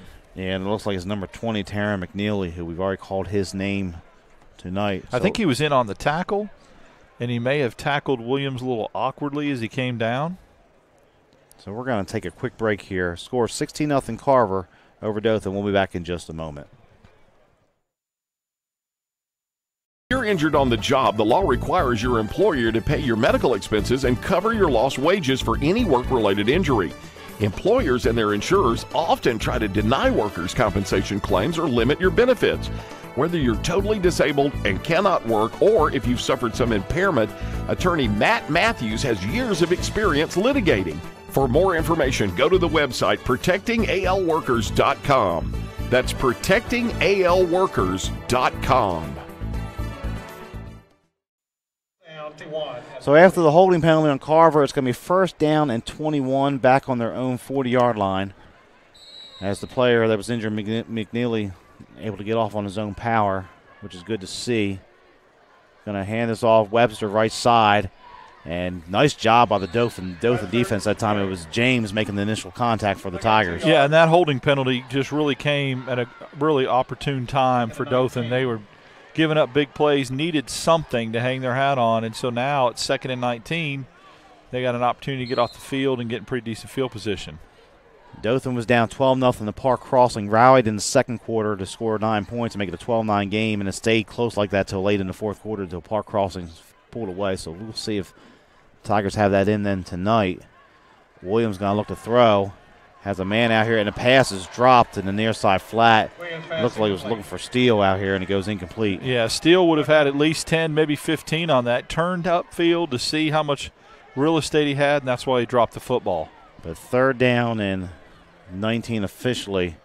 Carver has guys wide open almost on every play here. They could call almost anything they want to right now on offense. Yeah, they do have a lot of guys running free through the secondary. This time we're going to get a slot back in there. I'm going to flip the formation a little bit. Now we got a whistle. And no signal yet. No? Nope. Official timeout. Must be an equipment issue for one of the Dothan players as they're going off the side. I got a question. Did we take a heat timeout? We did not in the first quarter. So they must have missed that. They should be taking one still. Should be still this week, I would think. Yeah, and even if it's not a designated because of the calendar or the date, look at the temperature, and that needs to be the most paramount. So 3rd and 19. Williams rolls the pocket to the right. He's looking back to throw left over here, looking for McConaughey, who the pass is intercepted by Dothan. And that is going to be James racing back left side, cross midfield, down to the Carver 45-yard line. So a big play for the Dothan defense for James. Yeah, James is a player, and he made a big-time play for his football team right there, which obviously was almost like a good long punt return. Carver was in 3rd and 19, but the way it is, great return, and you are now on Carver's side of the field if you're Dothan, and your first kind of, besides the opening kick fumble, kind of the first thing to get excited about here in this football game. So great field position for the Tigers as the ball officially set at the 47-yard line of Carver. And Dawsey trying to get his receivers lined up here. Webb will stay in the backfield with him. Going to put James in motion to the left, or Davis in motion to the now behind the formation. Webb gets it left side. He has some room across the 40. Nice blocking out there by his wide receiver, and he's close to a first down. First time we've seen the Ty Webb we've read about and have seen. I thought, Kane, if he'd have cut that up, he might have scored. He ran the back of his receiver that time with the block, but as it is, he does get 9 yards on first down. So it looks like Doss was out there getting some blocking done for Dothan. They're going to flip the formation, trips to the near side. Dawsey's going to motion Davis back, and they're going to hand it to the up man there, and that's going to be a first down for Webb across the 40 down to the 35, a gain of 3. Is that their first down of the football game? So with 9:52 remaining in the half, Dothan does get its first down. I'll tell you, I would be tempted, and I know that it's tough to do this, but I would be tempted to put Eric James on offense some. He's such a dynamic playmaker. Get the ball out to him in space as a receiver. He really makes a difference for Dothan. Dawsey will put Webb off to his left this time. They're going to motion 44. Dawsey's going to keep it himself. There's a flag there. There's going to be some holding penalty. I'm trying to get some motion there to confuse the Carver defense. But they're going to get called for an illegal shift. A little too much motion. Yeah, it was. And you could tell he just didn't get to where he needed to be before the snap. So you don't want to get yourself behind the chains against this defense, that's for sure. So they had Matthew Peterson and Jamie Davis moving at the same time there. Dothan did, so it'll back it up. It'll be first and check. They're calling it 1st and 14. I think they marked that off wrong, but anyway, we'll go with it. 9:10 in the clock running here in the second quarter from Crampton Bowl. 16-0. Carver leads it. Got 4 receivers off to the left. Dawsey's going to hand this off Webb, and he is dropped quickly. And, man, that is number 15, Keyshawn Brown again. He's living in the backfield tonight. Well, he is absolutely living up to the pedigree of Carver linebackers right now, and he is going off, making a great play. I mean, he sniffs it out. He's got a nose for the football, great instincts. So that lost 2nd and 18. Dothan back to the Carver 43. They're running receivers all over the field here, trying to get their formation set. Play clock is down to 8. And he's covering a slot receiver right now, Brown is. It tells you about his athleticism. Yeah, he's been all over the place. They're going to roll the pocket here. Dawsey looks, throws, tries to hit the up man. It goes incomplete. He was looking for Davis that time, but that was not going to gain anything anyway. Yeah, they really clamped it down. I mean, they shrink the field. That's the one thing I've noticed that Carver's defense does is they really limit where you can go on the field, so it's like you're playing in a phone booth right now. 3rd down and long for Dothan, and if they had it within 10, you think this might be a 4-down situation here. Then they just try to pick up some of it. We have not seen them take a shot yet to number 10, Owens yet, at least deep anyway. So trips near side. Dawsey's going to look. They're going to throw a screen again to Webb. And Carver is all over it again. Just too quick. I mean, not only do they have great recognition when they see that screen, they can close and get out into space so quickly that it blows up the screen. So 4th down, and Turner will come back on the punt. McConaughey going back deep for Carver as they will take the defense off. And to this point, that defense has been as advertised here at Crampton Bowl. McConaughey standing at about his 20-yard line. Good snap this time. Turner gets it away, but it's a bad kick off the side of his foot to the right. Boy, oh boy, I think it's gonna be a net of about 4 yards when it's all said and done. Yeah, he really shanked that. You can tell that went off the side of his foot and at the angle, and Carver gets good field position again. So Carver will set up shop. 1st and 10 on their own 36. 7:19 left, second quarter. And Cole Williams, who threw an interception on the last possession, comes back out. So far, he's just 1 of 4 for 11 yards in the early going. He's also been victimized by some dropped footballs. And Webster gets it, spinning his way out to about the 45-yard line for a gain of 9 on 1st down. Carver's been very successful most of the night on 1st down, and that's big when you're trying to drive the ball down the field. They put themselves in really good 1st down position. They can run some, like we talked about, the receivers are wide open in the secondary. They have a variety of plays they can choose right here. Steele in the backfield this time with Williams. Low snap. Williams is going to take it himself. Comes back across to the left. Has the 1st down. And finally dropped at about the 48-yard line. So it's a gain of 3 and another 1st down for Carver. Yeah, that was Webster and the Wildcat that time, Kane. They direct snapped it to him, and he was able to pick up the 1st down. So Webster, the ball carrier, we have 4 yards. 1st down, Carver. 6:28 left in the second quarter. 4 receivers bunched out here to the near side, 1 to the far right. And Williams looking to the sideline for the signal. Play clock at 5. They're going to have to hurry up. And now we got a whistle and a timeout taken by Carver. We'll take a timeout with them. 6:09 left. It's Carver 16, Dothan nothing. You're watching the Montgomery Sports Network. Don't miss the gigantic floor model clearance sale now through Saturday at American Oak and More. Save up to 75%. Mirrors and latex pillows just $10. Rustic console was $11.88, now $3.99. Entertainment center was $35.08, now $6.99. Shop the clearance sale and save up to 75%. Be sure to check our Facebook page to see all clearance items. Interest-free financing available. Like we've been saying for over 23 years, you don't pay with fake money, so don't settle for fake wood. So we'll reset it here. 6:09 left to Crampton Bowl. Kane Young along with Daryl Dapprich. 6A Region 2 action on the Montgomery Sports Network. Exterminatech Pest Control game of the week. Don't forget, tomorrow night we have Park Crossing and Lanier back here at Crampton Bowl. So far, all Carver as advertised on defense. Yeah, and we talked about their defense. It travels well, and it's the kind of defense that can carry you in the playoffs because it keeps you in every game. So Webster in the backfield. He's going to get the handoff right side, busts through the tackle. At the 40, still going good blocking downfield, inside the 30. Finally run out of bounds at the 26-yard line. It's going to be a gain of 25 and a 1st down for Carver. He's very explosive. He hits the hole as good as any back we've seen. And then once he gets in the secondary at that second level, it looks like he's got a whole nother gear, Kane. So clock running, under 6 to play. Carver doing a very good job getting players in and out on the substitutions quickly. They change the formations, causing a lot of problems for Dothan right now. This time they got a double tight end set.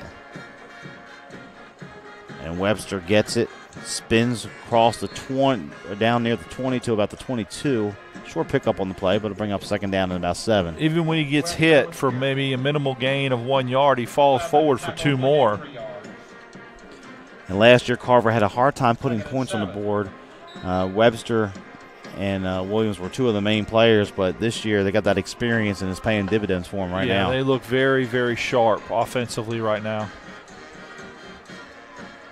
This time Williams going to look to throw, looking for, and a nice catch out here. Was he in bounds or incomplete? They're going to say incomplete, unable to hang on to it. It's Makanico. Looked like he had it for a second and it's knocked away out of bounds, so they're going to 3rd down. Our man James over there again did a good job on defense and knocked that ball away. He's a player. He is a player for Dothan, and they've got him on Carver's best receiver down here at the bottom of the screen. So 3rd down and 7. Williams calling the signals out. And Dothan jumped offside again. That is the third time tonight they have jumped offside. Yeah, they've got to do a better job of anticipating that snap. I know they're eager and they're wanting to get across the line of scrimmage, but that's 3 times.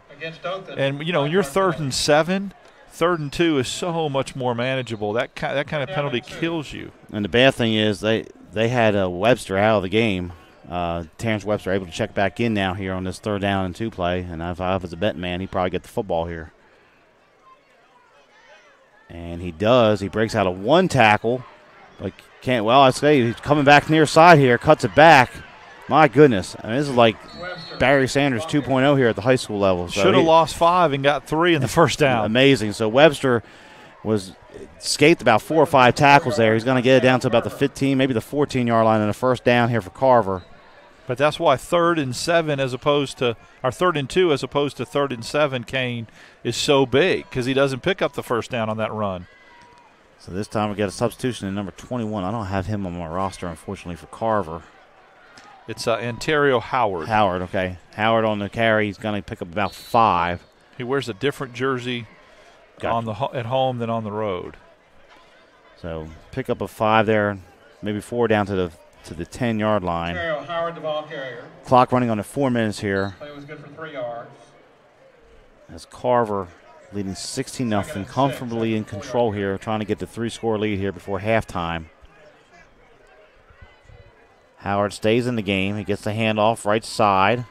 He's going to break a tackle, and he's in the end zone for the touchdown. Well, there's some depth right there, fresh legs. You know, Webster carried the water and really did a great job on this drive, but to be able to get Howard in there with some fresh legs, score the touchdown is big for the Wolverines. So 22-0 Carver, 3:38 left here till halftime. And Carver, see if they kick or go for 2. I see the kicker going out there. Looks like Hopkins again. Carl Hopkins, only a sophomore. Yeah, last year they had Caleb Mosley, was a very good kicker for them. He graduated. He was much like the kicker we saw last week. Roderick Smith could affect the game in punting, field position with the kickoffs, and then he could boom the field goals from distance. That's a big weapon to have at this level. It really is. So Hopkins is on. High snap this time. They get the spot down. Kick is up. And it is good. So our new score, 3:38 to halftime. It is Carver 23, Dothan nothing. You're watching the Extermatech Pest Control Game of the Week here on the Montgomery Sports Network. If you're injured on the job, the law requires your employer to pay your medical expenses and cover your lost wages for any work-related injury. Employers and their insurers often try to deny workers' compensation claims or limit your benefits. Whether you're totally disabled and cannot work, or if you've suffered some impairment, attorney Matt Matthews has years of experience litigating. For more information, go to the website protectingalworkers.com. That's protectingalworkers.com. So 3:38 to the half. Carver 23, Dothan nothing. Montgomery Sports Network, Extermatech Pest Control Game of the Week. Not much offense out there right now for Dothan, Darrell. No, and I mean, you can attribute that to what I've considered to be the finest defense I've seen this year in all the games we've done. And it's going to be interesting to see how this defense statistically is going to rank at the end of the year with the other Alabama High School Athletic Association schools. Wetumpka's got a very stingy defense. Their linebackers bring the wood. But I tell you what, speed, pursuit, awareness, smartness, scheme, you can just check every single box. Carver's got it defensively. Kick is away. James is going to get his hands on it this time at the 20. Across the 30. And a nice return out to the 35-yard line for the Tigers. James with a return. So Dothan desperately needing to get something going here before halftime. They will get the second half kickoff. But so far to this point, only 1 first down for the Tigers. What stats you got on Webb so far? Webb has carried the ball 7 times to this point. You put me on the spot. Sorry about That's that. okay. He has seven carries for 3 yards total. I mean, that's just and I make that point. I mean, one of the better backs in the region. And look what Carver's defense is doing. Had over 200 yards rushing last week. Be interesting to see Merritt against this defense. I can't wait. Yeah, that down the road there, that West Side Classic coming up later on in the year. Dawsey. Going to hand it off. Webb near side. This time he has some room across the 40. Nice cut out to the 45 midfield. And a big block there late on the play. No whistle. That clean as it can be. But Webb's going to have his best carry tonight, a gain of 15 and first down. That was a great run by Webb. He showed his shiftiness there and got outside, and then that block was lethal there late. Not late as far as a late hit, but late in the run. Yes. So first and 10 for the Tigers on the Carver 47. This is the third time they've been in Carver territory. No points to show so far. Webb's going to offset to the right this time. Has Owens down here at the bottom of the screen. Webb's going to get it to the left. And there's just not much happening over there on that side of the field. No, I mean, you can't. You're not going to run that play again to the other side and gain yards. Carver's defense is too smart in their awareness of what Dothan was doing in that particular set is the difference in that only being, stopped for no gain. So second down and 10, clock running before halftime, 2:35 and counting. Again, 4 receivers with the slot man to the left this time of the formation. They're going to motion. And Webb's going to get it on the handoff to the left. And, again, nothing cooking there for the Tigers. Webb tries to go between the tackles, between the hashes. Nothing. And it's just amazing how Carver's defense right now is – and Brown is all over the place, just plugging holes. If you get outside, they're tracking you down. It's very difficult to come up with an offensive game plan because they're not throwing it effective at all. 10 carries so far for Webb. 6 of them have been for 0 or negative yardage to this point as we go under 2 minutes to halftime here at Crampton Bowl. 2 receivers to each side here. Passing situation for the Tigers. They've gone with the screen pass a few times. They're going to look to throw it here to the left. And nice catch out there. And spinning his way for a first down is going to be Dothan. That's going to be complete to number 7, Doss. 12 yards on the first down. Yeah, I think Flowers went for the interception and didn't get it. And because of that, Doss gets the first down. So Dothan marching to the 36-yard line of Carver. They still have 3 timeouts remaining. Clock's whistled back into play under a minute and a half till halftime.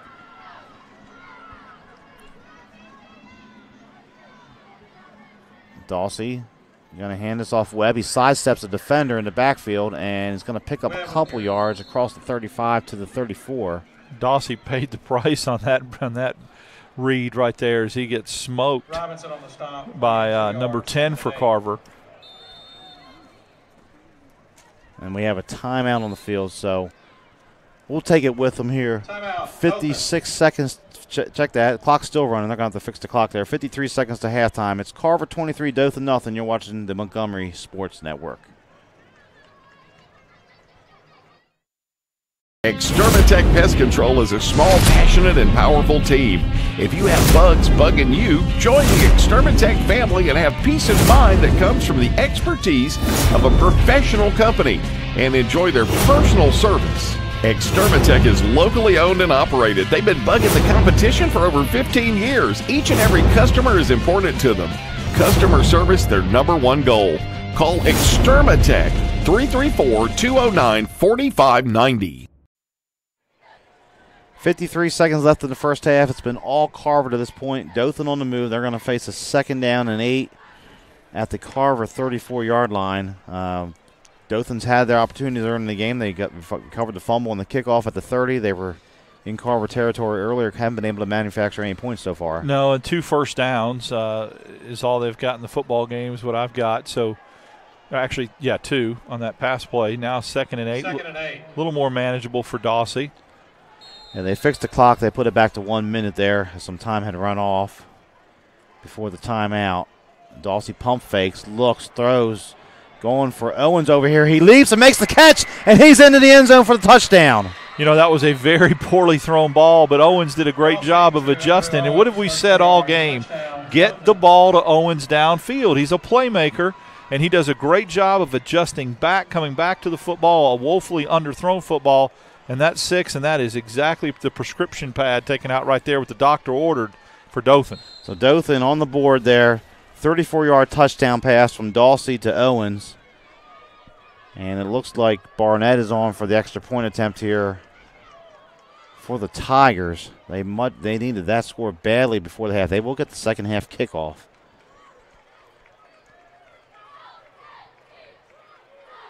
Snap is down. Kicks up. And it is good. So our new score now, 51 seconds left to halftime. It's Carver 23, Dothan 7. We'll take a quick timeout here on the Montgomery Sports Network. State Burglar Bars and Ironworks Incorporated is a locally owned and operated business in Montgomery, Alabama. And we've been in business since 1985 and served Montgomery and the surrounding counties with burglar bars, ironworks. Our philosophy is being honest, dependable, and treating each customer with respect and selling a quality product at a fair price. If you need burglar bars or ironwork of any kind, call Mid-State Burglar Bars and Ironworks, Montgomery. And welcome back to Crampton Bowl, where Cameron Dawsey's 34-yard touchdown pass to number 10, Deshaun Owens, gets the Tigers on the board here. It is 23-7 Carver, as we have 51 seconds remaining here in the first half. Boy, did they need that score, Kane, and they got it. And we talked about getting the ball to Owens, and he does a good job of high-pointing the ball, the 50-50 balls. He has a real good awareness of when the ball is in the air, and that's the key. And so Owens puts them on the board with the pass from Dawsey. So kicking it off here will be Barnett. And again, a short kick taken here near side. That's going to be McConigo going right side. Boy, he's got trying to get the corner out there. Finally driven out of bounds at about the 35-yard line. So Carver here has 2 timeouts. Do you think they'll try to put it in the air, or maybe just take it to half? I do. I think that they feel like they can move the ball downfield and try to get, knowing that Dothan's going to get the ball to start the second half, Carver would love to put some more points on the board here before going into halftime. So 40 seconds left. It'll be 1st and 10 officially at the 34-yard line. 2 timeouts left for the Wolverines. As Cole Williams, the quarterback, brings his team back out onto the field. He's going to have Terrence Webster in the backfield with him. McConigo has been open most of the night. Now I know it's been run plays, and so sometimes the DBs let up a little bit, but he has beat his man off the line of scrimmage. Webster gets a huge hole across midfield, made the safety miss there, and then slammed down at the 38-yard line, almost suplex style. Well, that's going to be a gain of 27 and a first down. Yeah, that just got that second level. When you've got Terrence Webster, you can still go for the juggler and try to get points on the board and keep it on the ground. That's a luxury to have right there. Clock is running now, 26, 25, 24. Bunch set to the near side. Williams in the shotgun, and now we got a whistle. And timeout taken by Dothan. We'll keep it right here, 17 seconds till halftime. I wonder if they'll run the same play again. But you could see a little bit of it developing. What they were doing is they were in that backdoor screen to steal right here and see if they run that again with 2 blockers out in front of them. So Carver still has 2 timeouts. Didn't really notice anything about the field goal kickers there from Hopkins in the pregame like we did last week with Roderick Smith for Lanier. No. As far as distance, so they're probably going to have to get it down there pretty close. They probably have time for at least maybe 3 plays potentially if they manage to clock right here with the timeouts. Yeah, with 2 timeouts, you can go to the middle of the field. You don't have to go to the sidelines because of your timeouts that you have left. So, as you mentioned, 3 plays, maybe 2, depending on how slow developing they are. I would think you'd have to get to the 10. Or the 15 to be in field goal range. So it'll be Webster. I don't see Webster out there, so they're going to have, looks like Steele and Howard back there in the backfield. Strong, Thomas, and McConigo, the receivers for Carver on this 1st and 10. Cole Williams has only completed 1 pass, though, here this late in the second quarter. It's actually 1 for 4 with an interception to this point, 1 for 5 with an interception. Now they're resetting the clock back to 25 seconds, so Carver gets 8 seconds there. Second time we've had to have the clock reset here in the last minute. And that's big because now you definitely will get 3 plays. Williams looking, throwing the crossing route here, and it's complete. And having some running room here, and going into the end zone is going to be, looks like number 22 for Carver. That is Donald Steele. Yeah, he looked like they looked like they were trying to get him isolated on the play before that there was a timeout called. They kind of ran a similar play, but they started him at the other side of the field and brought him back in motion. So he showed great speed. They did that with Webster on the sideline getting a blow too. And a nice play design there. They kind of cleared it out with the outside receivers over here. And Steele was off to the races in the one-on-one situation. We talk about tackling in space. That's an example of Dothan not being able to do it, and Carver's been able to do it most of the night. They really have, because the speed of going sideline to sideline. Extra point attempt for Hopkins. Spot is down. Kick is up. And it's good. So our new score here, 15 seconds to the half. Carver answers Dothan's touchdown. It's now 30-7. The Wolverines lead it. Dothan 7. And we'll keep it right here until halftime. That's a big answer for Carver because Dothan finally got on the board. Was feeling a little bit good about themselves, down 23-7, which is 2 scores essentially. And then they were going to get the ball to start the second half, and Carver just kind of took the wind out of their sails a little bit with that drive. One run got them in position. I mean, it really did. 2-play drive, 28-yard run by Webster, and then the 37-yard touchdown pass from Williams to Steele. And Carver, they have looked very good tonight here on this homecoming game for them here. I mean, one play really on defense, they gave up that touchdown to where the ball was underthrown and the Carver receiver didn't turn around and just didn't swivel his head. And Owens did, and because of that, they got the touchdown. Other than that, they have just a flawless defensive performance. So 15 seconds till the half. Kick is away. And that's going to be taken over here by Doss. He's going to try to get to the left sideline.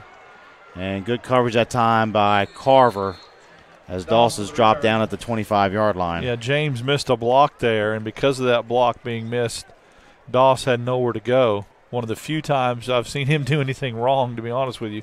He's been all over the field. So 1st and 10, 8 seconds now left to the half. That's been a half controlled by Carver from start to finish. Outside of about 1 or 2 plays for Dothan. Had some rain here early on if you're just joining us. The rain has gone away. Right at kickoff, dropped the temperature greatly. We appreciate that. So it looks like Dothan's going to take a knee here as they get ready to head to the locker room. And that'll do it for the first half. So the scoreboard here, Montgomery is going to hit 000, and our score, it is Carver 30, Dothan 7 in its Class 6A Region 2 matchup. You're watching the Extermatech Pest Control Game of the Week here on the Montgomery Sports Network. We're going to take a quick time out, come back, and get some stats and so forth here at the half. Extermatech Pest Control is a small, passionate, and powerful team. If you have bugs bugging you, join the Extermatech family and have peace of mind that comes from the expertise of a professional company and enjoy their personal service. Extermatech is locally owned and operated. They've been bugging the competition for over 15 years. Each and every customer is important to them. Customer service, their #1 goal.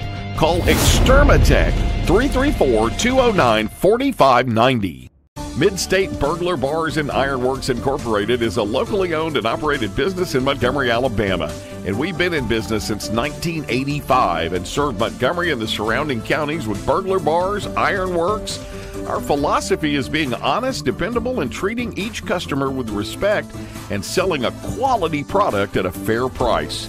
If you need burglar bars or ironwork of any kind, call Mid-State Burglar Bars and Ironworks, Montgomery.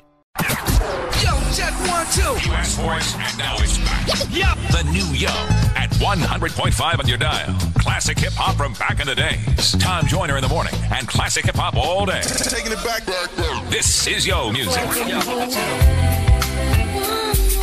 This is Yo music.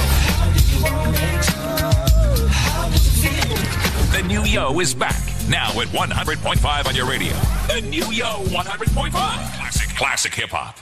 It was 1917. Charlie Chaplin appeared as the Little Tramp, Walt Disney graduated from high school, and Woodrow Wilson was reelected president. And in Montgomery, Chris's sold their very first hot dog. Move forward to the 1950s. Hank Williams was hanging out at Chris's. Up through the 70s and 80s, many stars and politicians discovered Montgomery's little secret. Jump ahead to the new millennium. Riverwalk Stadium, the alleyway, and the new downtown. It's now 100 years later, and Chris's is still serving their world-famous hot dogs at 138 Dexter Avenue. How long has it been since you've tasted the city's most famous hot dog? Make Chris's part of your family history. Still family owned and operated, Chris's makes every hot dog and hamburger to order. Take Chris's to your next party or event. Call-in orders are welcome. Online at chrishotdogs.com and on Facebook. Chris's Famous Hot Dogs. Taste the tradition. Don't miss the gigantic floor model clearance sale now through Saturday at American Oak and More. Save up to 75%. Mirrors and latex pillows just $10. Rustic console was $11.88, now $3.99. Entertainment center was $35.08, now $6.99. Shop the clearance sale and save up to 75%. Be sure to check our Facebook page to see all clearance items. Interest-free financing available. Like we've been saying for over 23 years, you don't pay with fake money, so don't settle for fake wood. And welcome back to the Extermatech Pest Control Game of the Week here on the Montgomery Sports Network Thursday night edition. And it is the homestanding Carver Wolverines with a 30-7 lead over the visiting Dothan Tigers. My name's Kane Young. I'm here with Daryl Dapprich. And Daryl, this Carver team has been very impressive as advertised with that 4-0 record so far. Well, they've been balanced on offense. And, it seems like it's the Terrence Webster show, and he's got a ton of yards in the first half. But they had Howard score a touchdown, Steele score a touchdown. I think they scored a touchdown on a quarterback sneak. So they've done a good job of distributing the football around, even though, Webster's been the workhorse. And then on defense, I can't say enough about Quantavious Brown. He has been all over the place, as has Darrell Flowers coming up from the secondary. The fastest, most active defense I've seen.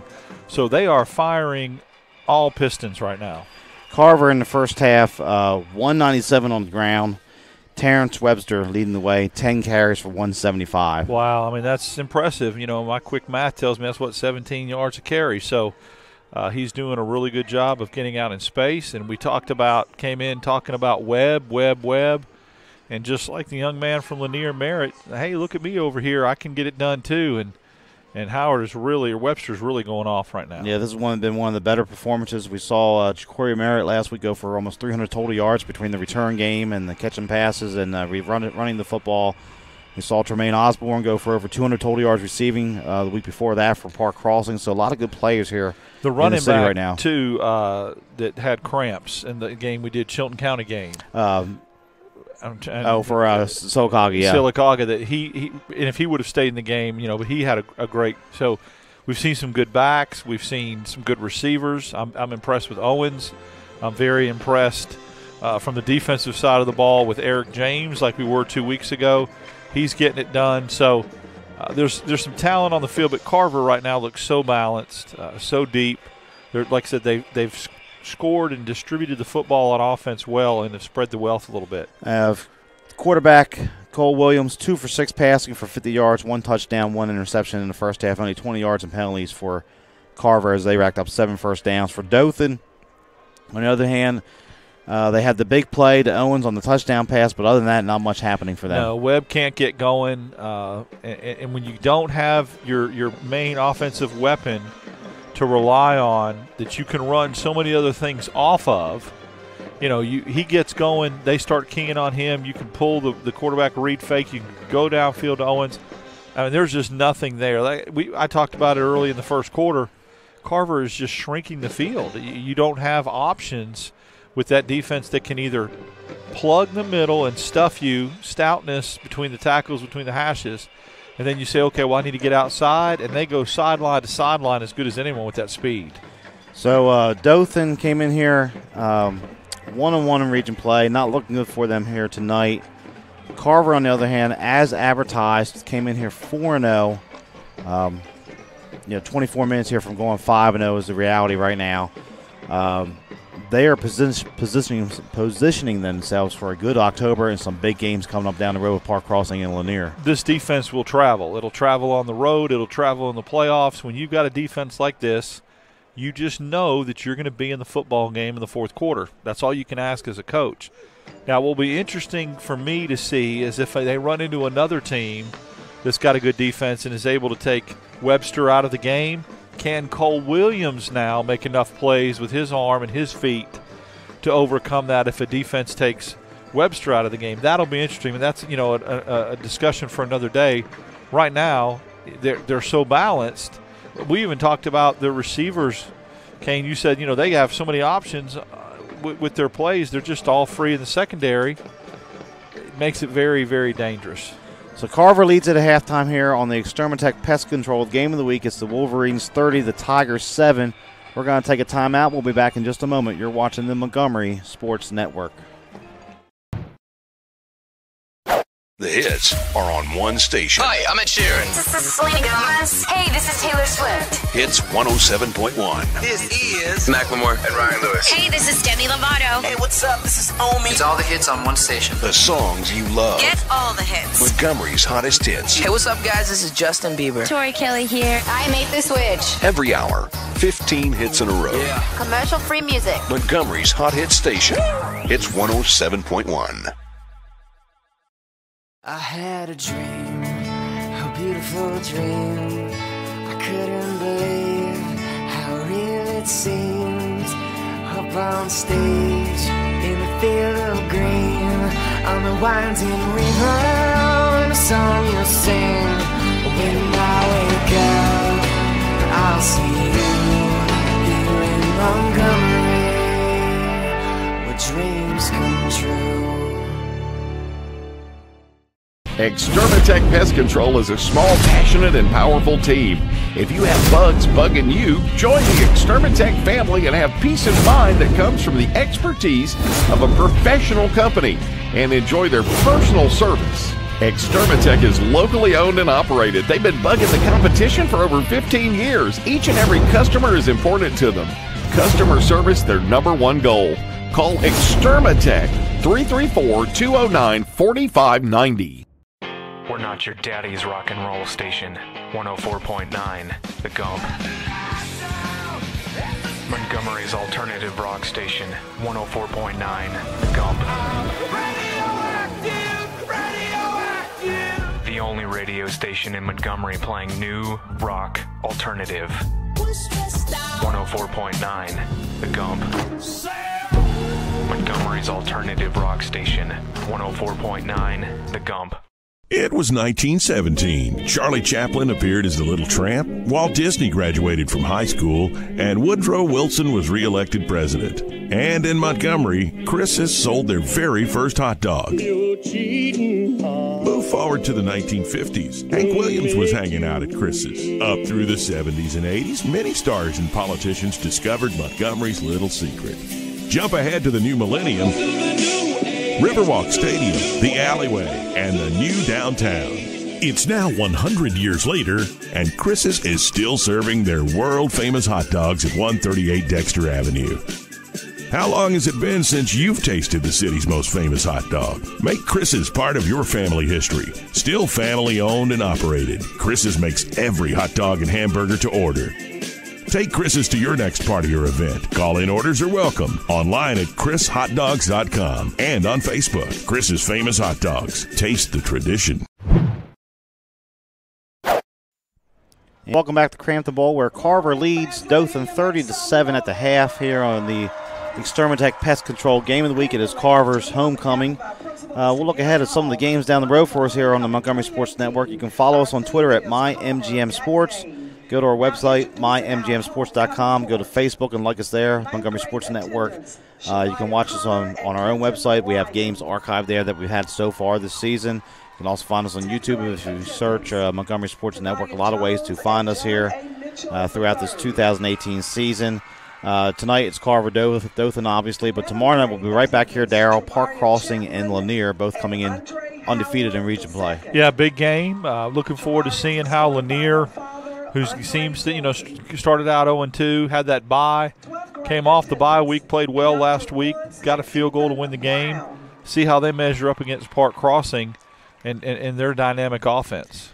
And on September 28th, we'll head back out to Trinity in the old Capital City Conference matchup there, Montgomery Academy visiting Trinity. And then on October 5th, we'll head up to Millbrook and have Wetumpka at Stanhill Bowmore, as that's shaping up to be a big region game between those two longtime rivals. Trinity, Montgomery Academy, very, very big game in the old Capital City region. Montgomery Academy's got some good running backs. That'll be fun. It'll be crowded. It'll be, definitely a lot of spirit, a lot of enthusiasm in that game. And then you come back, Stanhope and Wetumpka.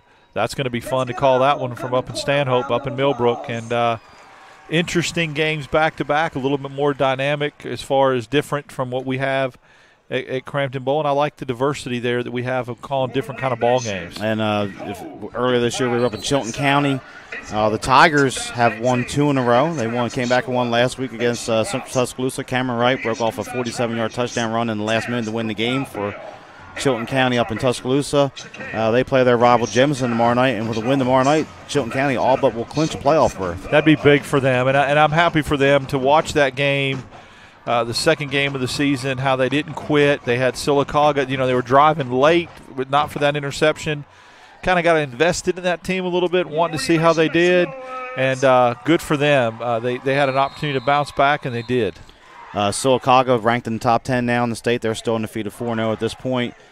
Chilton County sitting in first in their region right now with Demopolis. They have some games coming up against Bibb County, Jemison tomorrow night, and Marbury down the road. So they have some winnable games.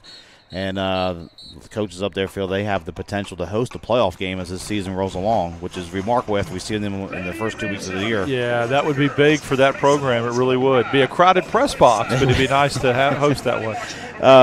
Also on our schedule, we have a Saturday morning game, October 6th. You follow at Park Crossing.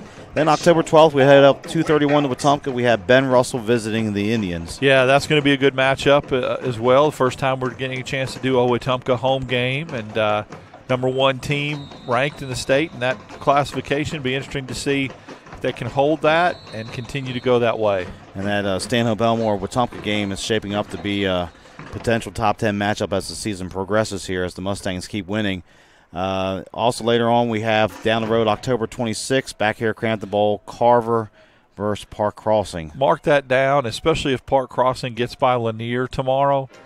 That is going to be an epic, epic football game. And I would encourage anybody that's listening and viewing, we love having you view on our different platforms and our various platforms of Montgomery Sports Network. Bring your handheld out here and watch the game live, and then watch us on your handheld.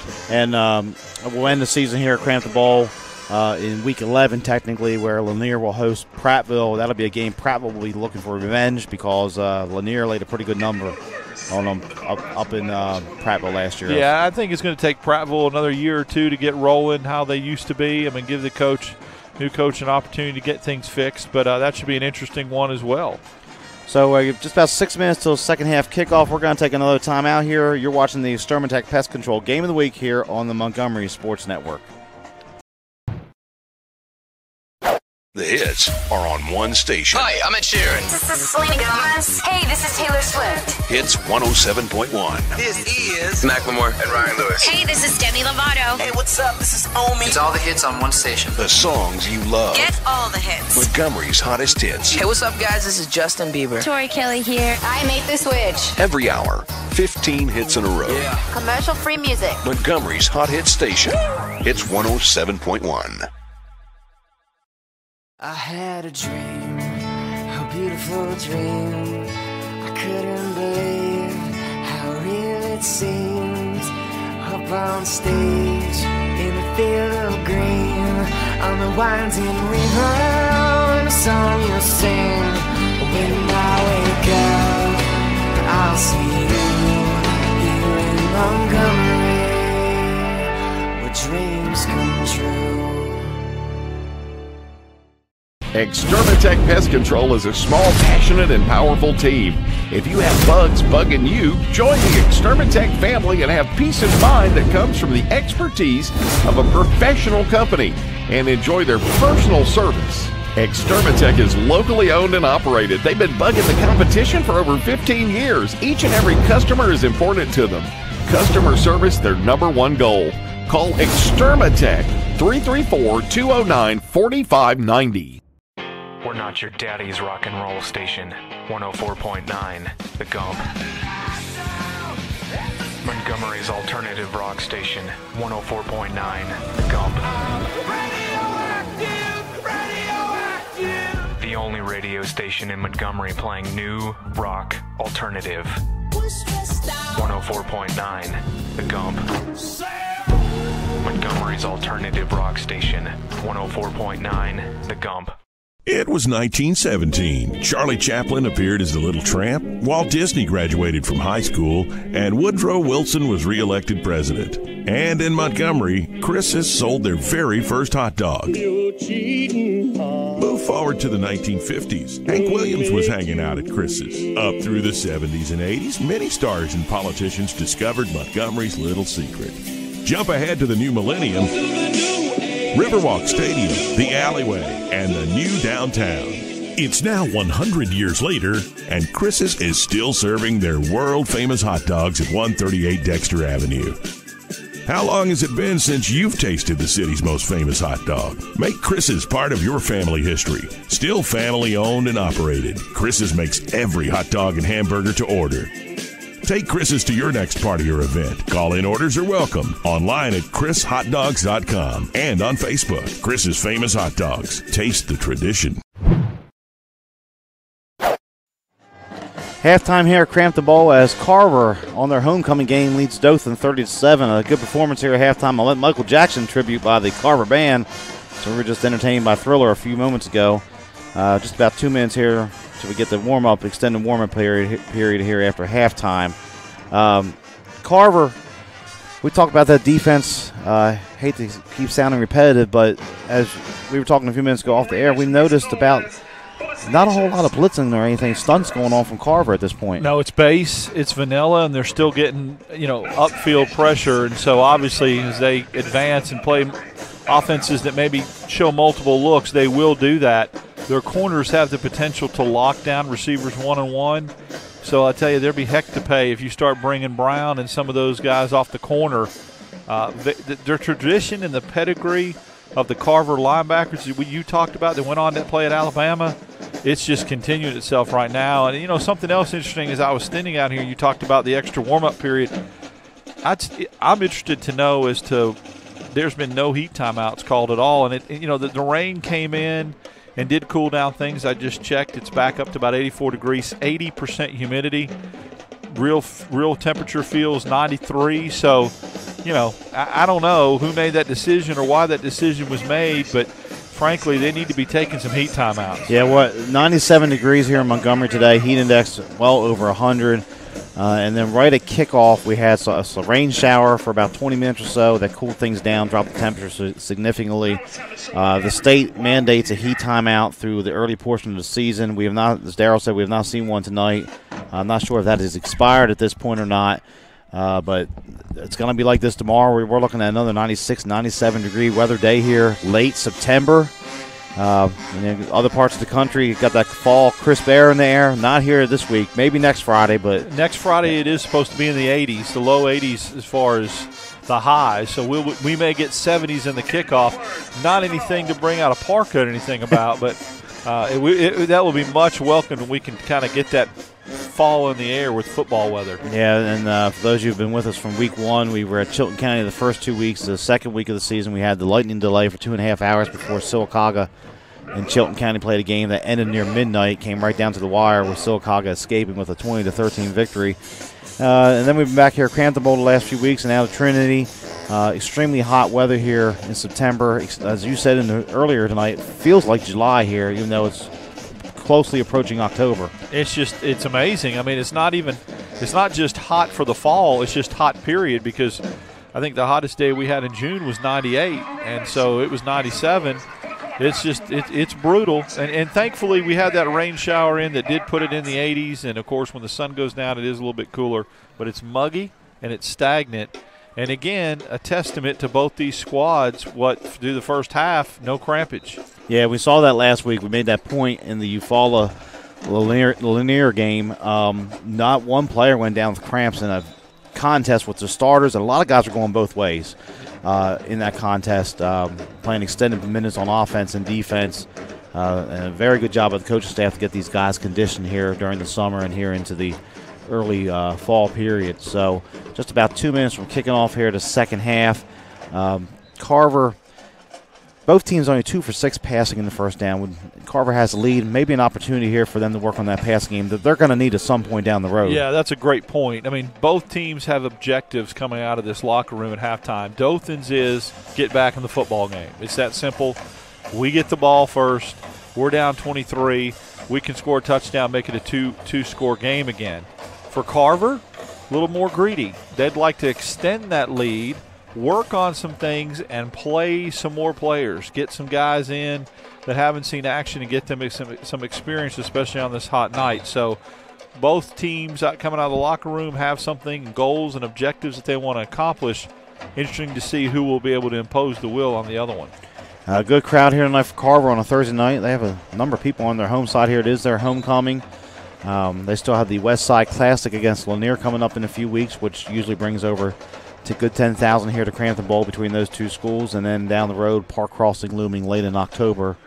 As the season plays out, we'll see how that game shapes up in regards to a potential region championship for either team. But Lanier is going to have something to say about that tomorrow night as they'll host Park Crossing here on the Montgomery Sports Network. Tomorrow night you can join us again at 6:30. We'll come on the air with the pregame show, the Hank Williams Museum pregame show.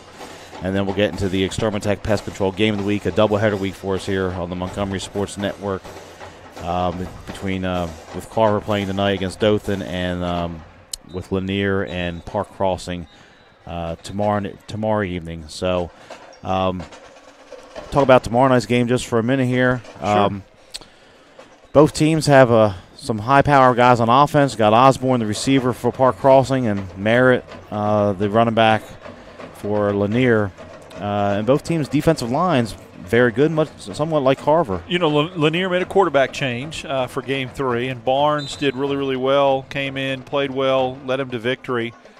You know, in most of these matchups that we've seen, we haven't talked much about the defenses. It's been mostly offenses and who has been the go-to people. I think tomorrow night, whoever is going to win that football game or have the upper hand in that football game is going to be whose defense plays well. They both have some dynamic people on offense, but I think whoever is able to play better defensively wins that game tomorrow and, of course, gets the inside track with Carver looming down the road. Yeah, Park Crossing won last week down on the road at Northview. Lanier with the dramatic victory off the leg of Roderick Smith. Kicked the field goal, had to kick it twice. He made the first one. There was an offside penalty. He kicked it second game to win it at the buzzer for the Poets. So that's shaping up as having a big influence here on Class 6A Region 2. And Carver here on their way to a victory tonight at this point, looking to go 2-0 here as Dothan will get the ball to start the second half as Carver early in the game, they fumbled that opening kickoff, but let's give their defense credit. They were not fazed at all by that. And some teams may have been a little bit nervous, but they just came out and got the 3-and-out. In fact, they got their own interception there. Yeah, they shrugged that off. That was like a bump in the road for them, and they just got focused. Their defense came out and completely shut them down after they put them in poor field position. And after that, except for the one little hiccup down here on that fade pass, they have just been dominant. So number 13, Cameron Doss back deep, along with Jamie Davis here for the Tigers. And now we have a flag on Carver, maybe delay game. Yep. I don't know if the band took too long at halftime or Carver was just too slow getting out there. I think that's probably Carver just too slow getting out there to kick off because Dothan's been out there waiting for it seems like 2 minutes now. So they're going to mark that back to the 35-yard line and kick it off. Unfortunate to get a delay of game coming out of halftime, kind of thing that drives coaches crazy. And Carver coach in his first year here coming from Pickens County, James Thompson off to a 4-0 start. About to make it 5-0 here in 24 minutes if they can hang on to this 23-point lead. Kick is away. And Doss is going to get it at about the 18. Kind of tiptoes for a moment, now spins around.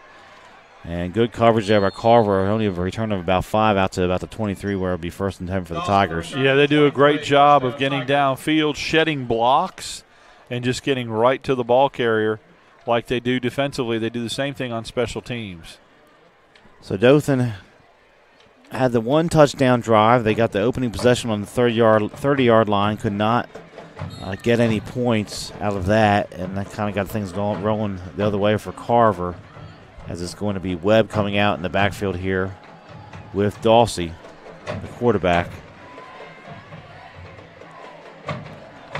And Webb's going to get it coming to the near side. He gets off one tackle. There's a flag there. That's going to be in the area of offensive holding. Yeah, it's in the backfield, and that's exactly what it is. And really Dothan doing everything they can to kind of stem the tide of the upfield rush by Carver that time, and they're forced to do nothing but to hold to slow down the pass rushers. So they're going to march it back here, and Dothan, it's going to be a spot foul. So it's going to go all the way back down to the 8-yard line. They're going to have to get out to the 33. So it's going to be 1st and 25.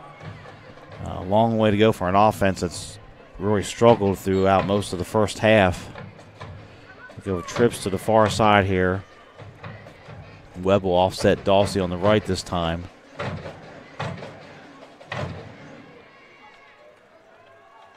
And Webb will get it to the left, and there's just nothing happening there. He stood up by that Carver defense again. There's just no threat of a passing game, so Carver can just pin their ears back, rush upfield, and take out ball carriers. And so, I mean, Dothan is going to have to at least try to throw the ball downfield to slow down the rushing Carver defense. Brown and Robinson on the tackle that time for Carver.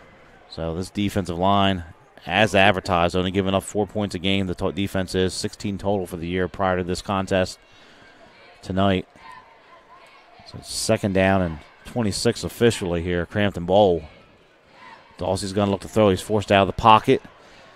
Man, Carver's just everywhere he turns, and he's going to be dropped for a loss back at the 6-yard line. There's no open space. There's no room for him to even breathe. As he looks upfield, it's a curtain that closes really quickly, and now they'll have to punt. It's third down because of that penalty again. So it's 3rd and 27. This happened at the other end of the field where they had the safety. They just kept backing him up, put him in dangerous territory. Yeah, early in the game we had a bad snap on the punt, rolled out of the end zone for 2 points for Carver. Get them on that 30 number. Here it is 3rd and 27. Dawsey's going to roll to the right, looking, throws late. Oh, it's going to be intercepted. And that's going to be intercepted by Brown. Brown racing. And it's going to be a non-offensive touchdown for Carver. And you knew it was coming. The way this defense was playing, how they were flying around the ball, and how they were just the pursuit of this defense. And they wanted a touchdown, a defensive touchdown, and now they got one. I think they get a belt down here on the sidelines, that championship belt, and they are. Yeah, there it is, the turnover belt. Yeah, they got it out here on about the 40-yard line. The coach down there standing with it, getting ready to give it to Brown. If anybody deserves a heavyweight championship belt to wear around their waist, Brown does. He is a stud and did a great job on that defensive interception touchdown. And a huge roar from the homestanding Carver fans over here as Brown has the belt and gets it draped around him, and people got their phones out there recording everything that's going on. So extra point attempt here for Hopkins. And Dothan jumped offside, so move it half the distance is the goal maybe. It'll be interesting to see. I like, the games within the game as we're covering a game. I always like to see, because we talk about it the following year, where some of these kids go when they move on and play their collegiate careers. It'd be interesting to see who's recruiting Brown. I feel like, and I could be wrong, I can look at it when I get to a recruiting service, but I bet you he's getting looked at by some SEC schools. He's just been, he holds his ground over there. He covers ground, like you say, sideline to sideline. That play there on the interception, he just sat there and read the quarterback's eyes. He got in coverage, just sat there, got the drag route, stepped in front of him, coming back on the backside there, and, he just raced into the end zone. So, he's been all over the field tonight, and this entire Carver defense has. Extra point attempt for Hopkins. Kick is up. And it's through the uprights and good. So our new score, 10:05 left here, third quarter. It's Carver 37, Dothan 7. You're watching the Extermatech Pest Control Game of the Week on the Montgomery Sports Network. Zona Rosa Hillwood Mexican Cafe, located on Zelda Road, minutes from downtown Montgomery, is one of the area's finest Mexican restaurants. From our great lunch selection and value to our tablecloth and candle evening atmosphere for dinner, La Zona Rosa has something to offer all connoisseurs of fine Mexican dining. Come on down today and enjoy some great Mexican. La Zona Rosa Hillwood Mexican Cafe on Zelda Road, minutes from downtown. So Quan Brown's pick 6 has Carver ahead by 30 here. 10:05 left in the third quarter. We got some flags after the extra point. It looks like it was a personal foul on Dothan. They're going to march off here on the kickoff.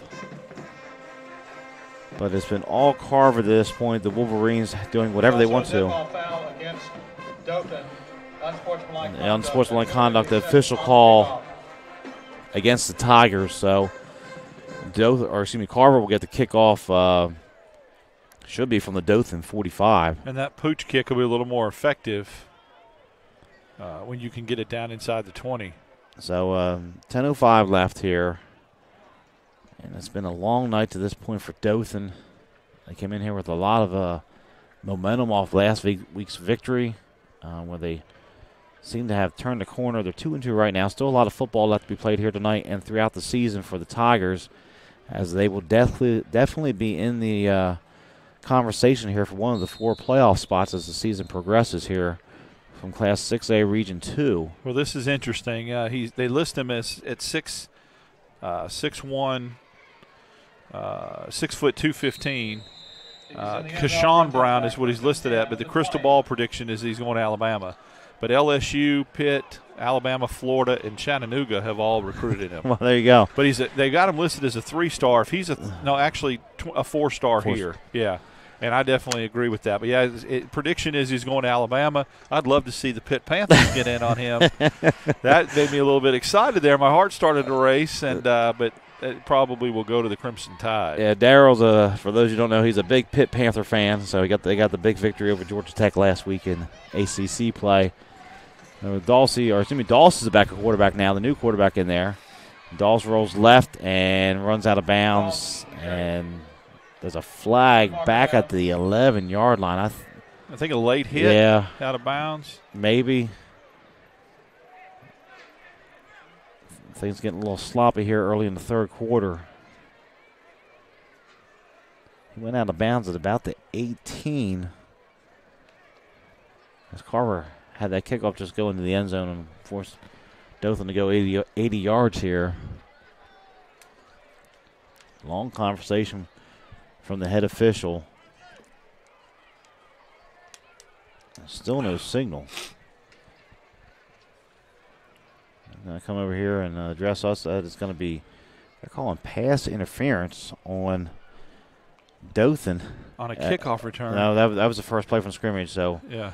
Pass interference, and then there was a holding penalty on Carver. I guess they're offset, and we'll do it all over again. Yeah, not the kickoff return. Was in the end zone. Sorry.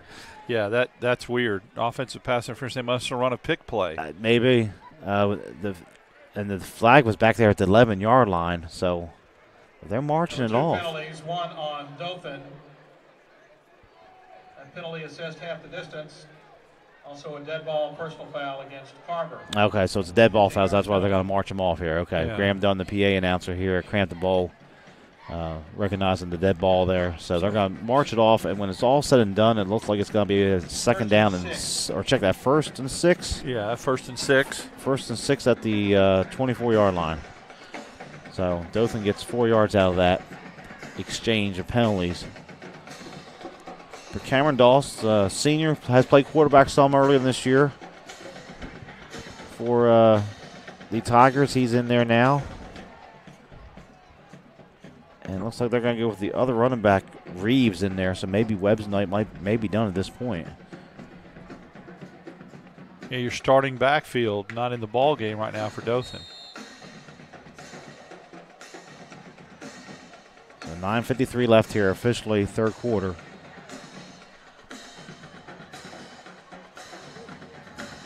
Okay, hand this off. Check that. Dawson's going to keep it on the option to the left, gets the corner, and gets knocked out of bounds at about the 30. So he is close to the first. Check that. Another flag, and I think they got him getting pushed out of bounds when he's past the white barrier.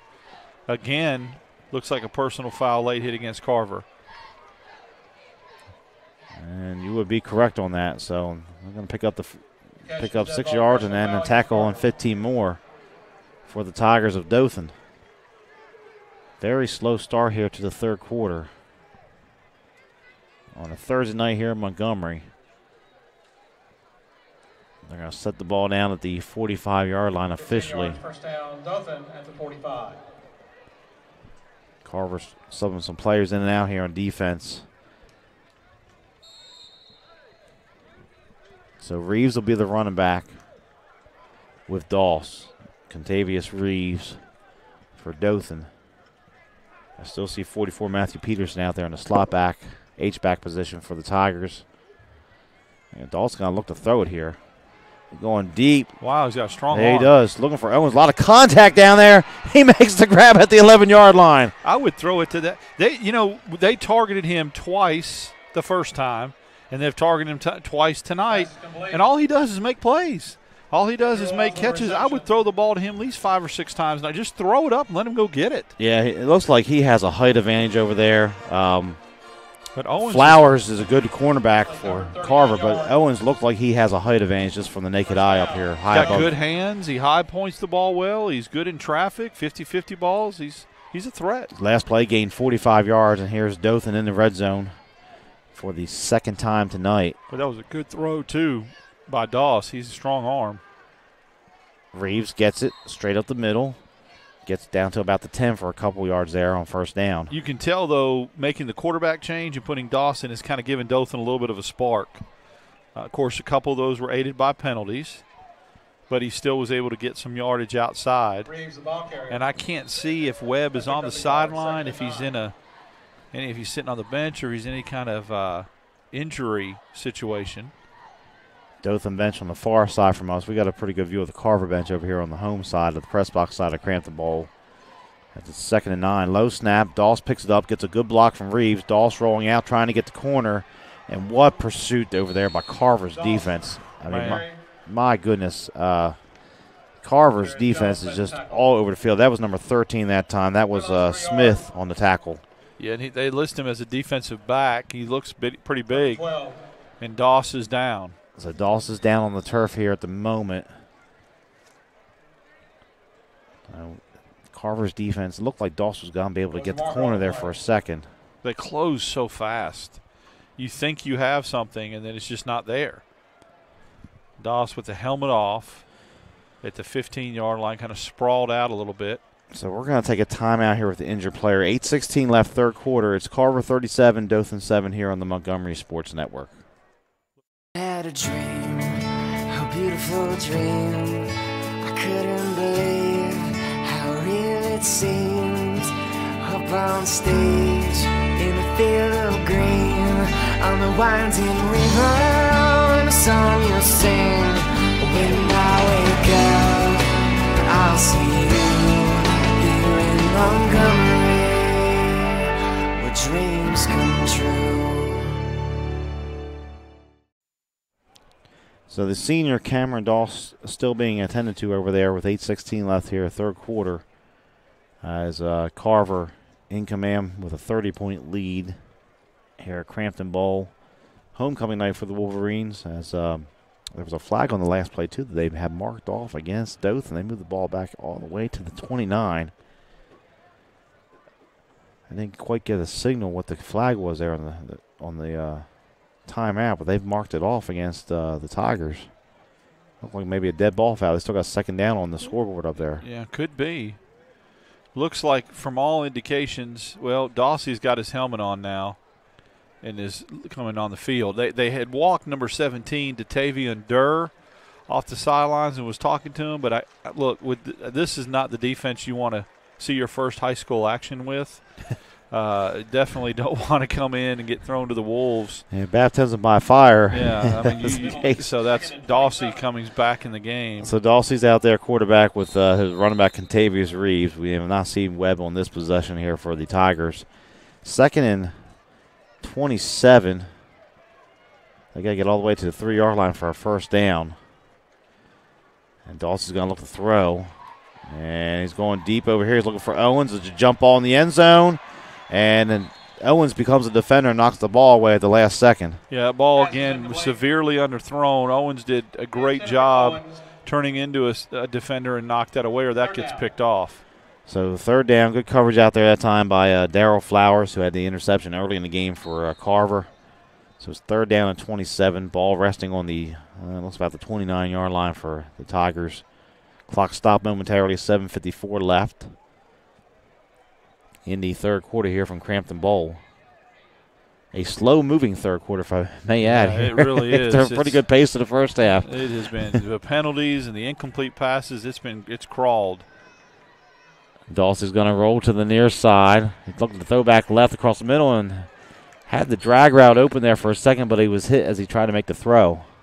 Yeah, he did have the receiver wide open, number 24, Falmer, sitting down in the middle of that zone. It would not have been enough for a first down, but it may have been enough to get a field goal. But they're in 4-down territory here. So 4th down and 27 here for the Tigers. You got to just throw this into the end zone, Yeah. hope for an interference. Or probably looking for Owens down here. No, they got one-on-one around here. If they get it out to him quickly, maybe let him go make another play. Now the corner backs off the last second. So they're going to do, they're going to look for Owens over here when it's going to be nowhere in the neighborhood. As it goes away incomplete, and it'll be 4th down and a turnover on downs as Carver will take over possession. Yeah, miscommunication. Owens kind of ran the post that time, and Dawsey threw the fade. And so the only really man in the area was Flowers, but they'll turn it over on downs, and now Carver has the football at their own 29-yard line. So 7:38 left here, third quarter. Cole Williams coming back out there. We've seen the Dothan offense basically this whole quarter with the pick 6. So this will be his first opportunity to try to get something going here after halftime. And it looks like Webster is back out there in the backfield with him.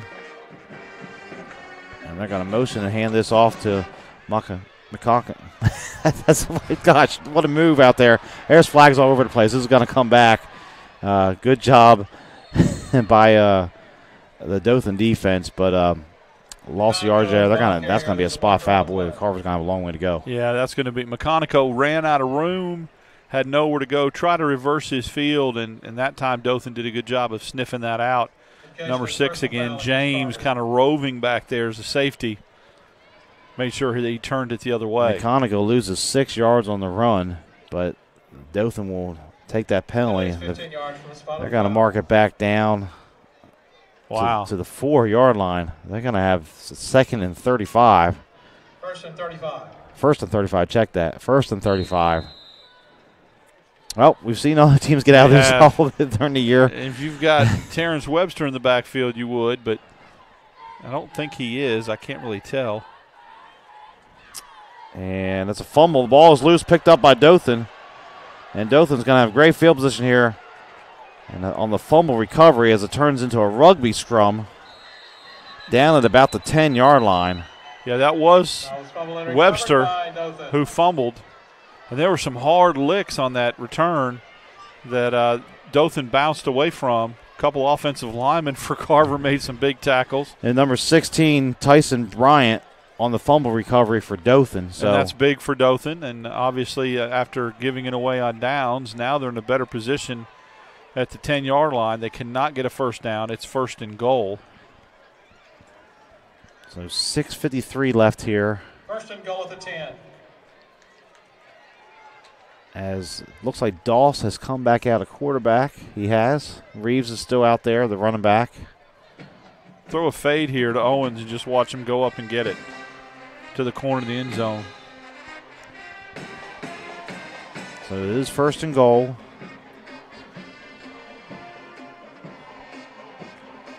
It's going to be a reverse here. And they look like they may try to throw the ball. But man, that Carver defense is just all over the place. You can't run a reverse, especially one that's so slow developing against a defense that runs like that with that speed. Carver did a great, and it looks like he's hurt again. Now that could be a cramp. But yeah, Doss has got a cramp situation. Just as soon as we say it, there it is. Yeah, he's down here on about the 12-yard line. They tried to get the ball that time to Gordon on the reverse, and he is stopped for a big loss of 8 on the play. So we're going to take another quick timeout here with the cramping issue. 6:20 left, third quarter. It's Carver 37, Dothan 7. You're watching the Montgomery Sports Network. Montgomery's best country is on Bama Country 98.9 WBAM. Bama Country with Bubba and Christy every weekday morning 5:30 to 10 a.m. We're gonna have a house party. Bama Country, playing today's best country and all the country legends. This is how we roll. Bama Country 98.9 WBAM. Listen to Bama Country 98.9 WBAM.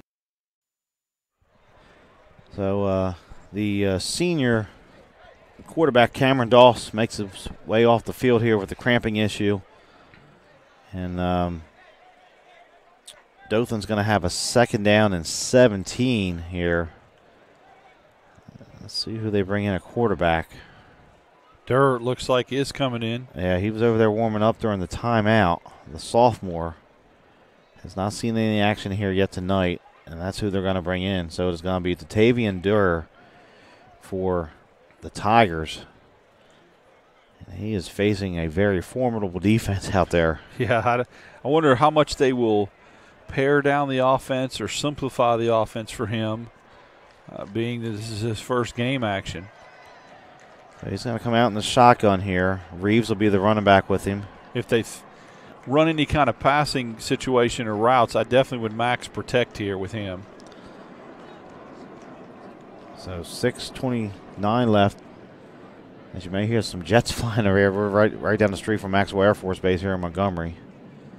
So hear the jets off in the background. So Datavian Durr in there calling the signals here as the clock starts again. And they had an issue with the snap right there. Different cadence, different quarterback tonight for the center. Nathan Cooper here getting the snap back there. Yeah, the timing's going to be a little different. And obviously Durr with his cadence and his count.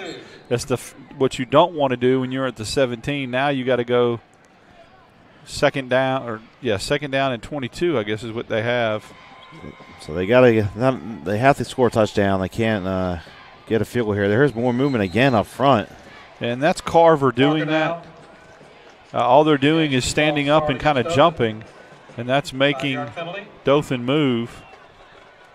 So they'll back it up 5 more yards, and now it's 2nd and goal from the 27.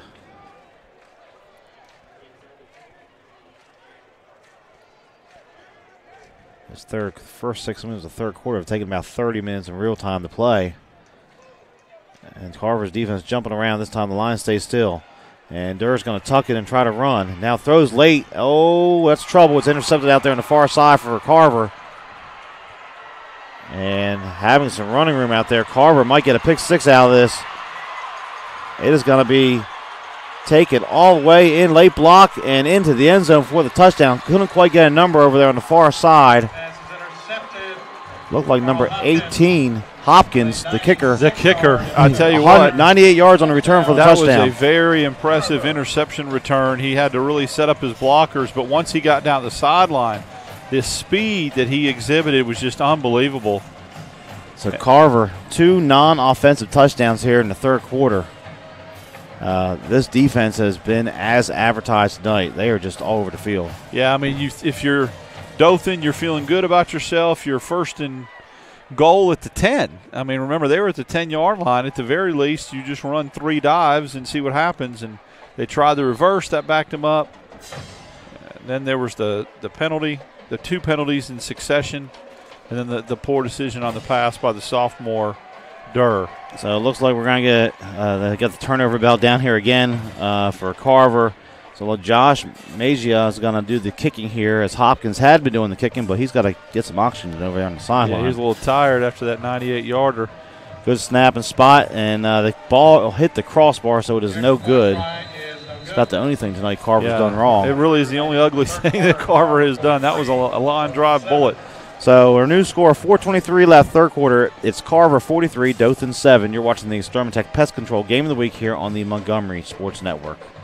Experience the history of the first country music superstar and see how Hank Williams transformed country music and sowed the seeds of what was to become American music. Visit the Hank Williams Museum, nestled in historic downtown Montgomery, Alabama. The Hank Williams Museum is one of the top tourist attractions in Alabama. Museum hours are 9 a.m. to 4:30 p.m. Monday through Friday, 10 to 4 on Saturday, and 1 to 4 on Sunday. And they offer group rates, AAA, and military discounts. So we're back here at Crampton ball. It's been all Carver, 43-7. The pick six there, 98 yards for Hopkins. We had the pick six earlier by Brown. Carver's defense, we see this on Saturday sometimes with Alabama. They get a backup quarterback in there against a high-caliber defense, and that's exactly what it looked like here, almost a carbon copy of what you see on Saturday sometimes. He rolled left, tried to throw across his body, got locked in on a receiver, and it was easy pickings for Carver. Well, here's a kickoff of his away, and that is going to be number 13 for Dothan on the return. That's Jamie Davis. And he's get out near about the 30-yard line. Dothan's had the ball all but 2 plays here this quarter. They really have. I mean, time of possession, that's where it's definitely misleading. You know it's going to favor the Tigers. They got the ball. You know, I keep going back to that situation where that tipping point in the game where you feel like it could kind of get out of control, and it did. But you want to work on some things if you're Dothan. You have the ball at the 10-yard line, and you just go backwards. So another injured player for the Tigers, as they still have a long ride home tonight down Highway 231. And there's still 4:15 left here in the third quarter. So we're going to take a timeout here with the injured player. We'll be back in just a moment here on the Montgomery Sports Network. Good morning, Alabama. How'd you sleep last night? Don't miss the gigantic floor model clearance sale now through Saturday at Wolf Boys Bedding. Pillows and mattress protectors just $10. 50% off Sutherland floor models. 50% off floor model adjustable bases. And save up to $1,000 on qualified Jameson sets. Don't miss the gigantic floor model clearance sale now through Saturday at Wolf Boys Bedding. Don't count sheep. Get a great night's sleep from Wolf Boys Bedding next to American Oak and More. So we're back here at Crampton Bowl. A few Thursday games. We usually have a lot of more scores to keep up to date here, but Wetumpka leading Buckhorn 17-0 with 11 minutes left in that contest in the fourth quarter. That game is actually being played tonight at Jacksonville State. So a good opportunity for those kids from Wetumpka playing a college campus. Yeah, that's great. Anytime you get an opportunity in high school to play on a college campus, it's fun. It's fun to play here. It's fun to play at ASU Stadium. That's just a neat experience. And I know there's nothing like the Friday night lights in your community stadium where it's packed out, but it is fun every once in a while to kind of upgrade a little bit and go to a big-time stadium. Yeah, Wetumpka, some of their non-region games, they're playing a lot of 7A schools. They played Fairhope in week 1, won that game. Playing Buckhorn tonight, and they're playing some teams that travel pretty good distance here in the non-region play, but we'll have them in 2 weeks against Stanhope Elmore. Wetumpka currently ranked number 1 in the state at the 6A level. They moved into that position after Pinson Valley lost their first game to Hoover back in what is technically week 0. I think that was like, the middle of August or third week of August, and the temperature was 3 degrees cooler than it is right now. How about that? So we're going to take another quick time out here as we're still attending to the injured player. It's Carver 43, Dothan 7. Extermatech Pest Control is a small, passionate, and powerful team. If you have bugs bugging you, join the Extermatech family and have peace of mind that comes from the expertise of a professional company and enjoy their personal service. Extermatech is locally owned and operated. They've been bugging the competition for over 15 years. Each and every customer is important to them. Customer service, their number 1 goal. Call Extermatech 334-209-4590. The injured player for Dothan, Jamie Davis, able to make his way to the sideline here. He was the return man on that play for the Tigers. So they will get the football here. First 10 on their own 29. And it looks like they're going to stay with the youngster Durr at quarterback. As the clock has whistled into play, 4:10 and counting here, late third quarter. Dothan running players in and out. Davis, one of the main receivers there for Dothan, so they got to get a replacement for him. Going to be a handoff, Reeves, and that Carver defensive line just all over the place. I mean, they just doing whatever they want to right now. And I was looking at who started early in the game, if they still have most of their starters. I think they do, especially at linebacker, at corner. Just making a statement statistically, although if you're Dothan, you have scored 3 more points than other teams have averaged against Carver. So Johnson on the tackle that time for Carver. The running back for Dothan right now is number 23. Getting the handoff there is Ramey. He has some room. Man, good. Oh, breaks the tackle in midfield. Kind of like a little bowling ball action there, working his way into Carver territory down to the 45. It's a gain of 25. Yeah, Ramey's a sophomore, but he's big, and he bounces off tackles. He's tough to bring down, and that may be the recipe right now for Dothan. The speed backs weren't working, but Ramey just kind of has an opportunity to make yards after contact. So 1st and 10 for the Tigers at the Carver 46-yard line. They go trips here to the near side as the clock ticks under 3 minutes left, third quarter.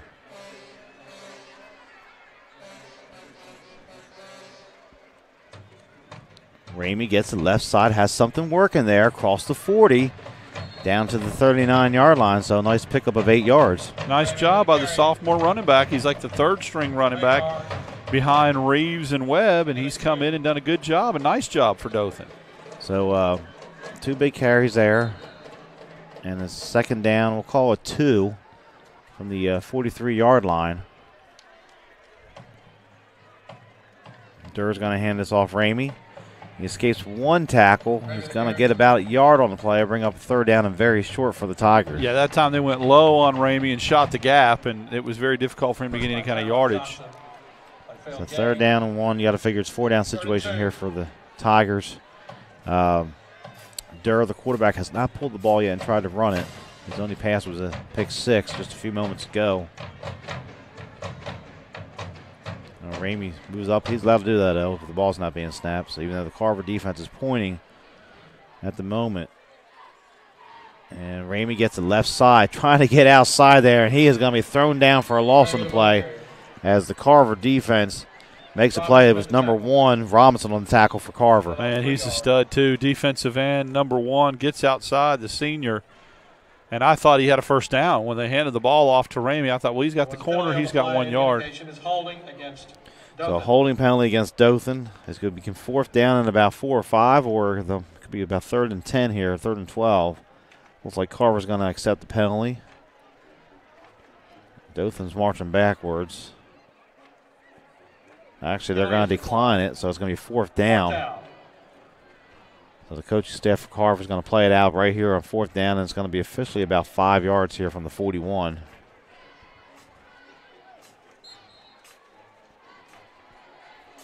I would suspect that this would be the last drive you see some of the Carver regulars on defense. 43-7, hot night. You don't want to get anybody hurt. Someone cut blocks you, it's over. 4th and 5 from the 41. Durr's going to look to throw. He tucks it, trying to run. And the Carver secondary comes up quickly and making the play over there. You know, I'm watching that play develop. I'm thinking, okay, Durr's going to get the first down. He's going to run around left end. He's going to get a nice first down. And the next thing you know, he stopped for a 2-yard gain. I mean, they close so fast. And Hopkins made the tackle, and he's a down over there for Carver. He just had to pick 6 a few moments ago. And he's their kicker. So that could be huge. Got the training staff over there. They're getting a workout here in the 3rd quarter, as both teams' training staffs are. Joint effort over there by Carver, and good job by the Dothan staff over there to help the player. Seen that numerous times tonight from both sides here in the 3rd quarter. Still 1:05 left here at Crampton Bowl. Everyone taking a knee. So we'll take a quick timeout with them while they tend to the injured player. It's Carver 43, Dothan 7. You're watching the Extermatech Pest Control Game of the Week here on the Montgomery Sports Network.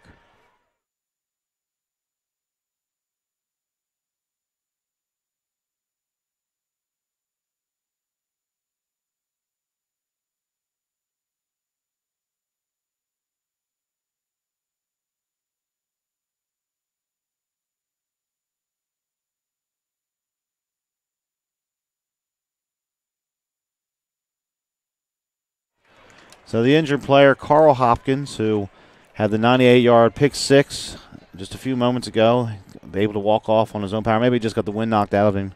Doesn't seem to be too noticeable of anything serious.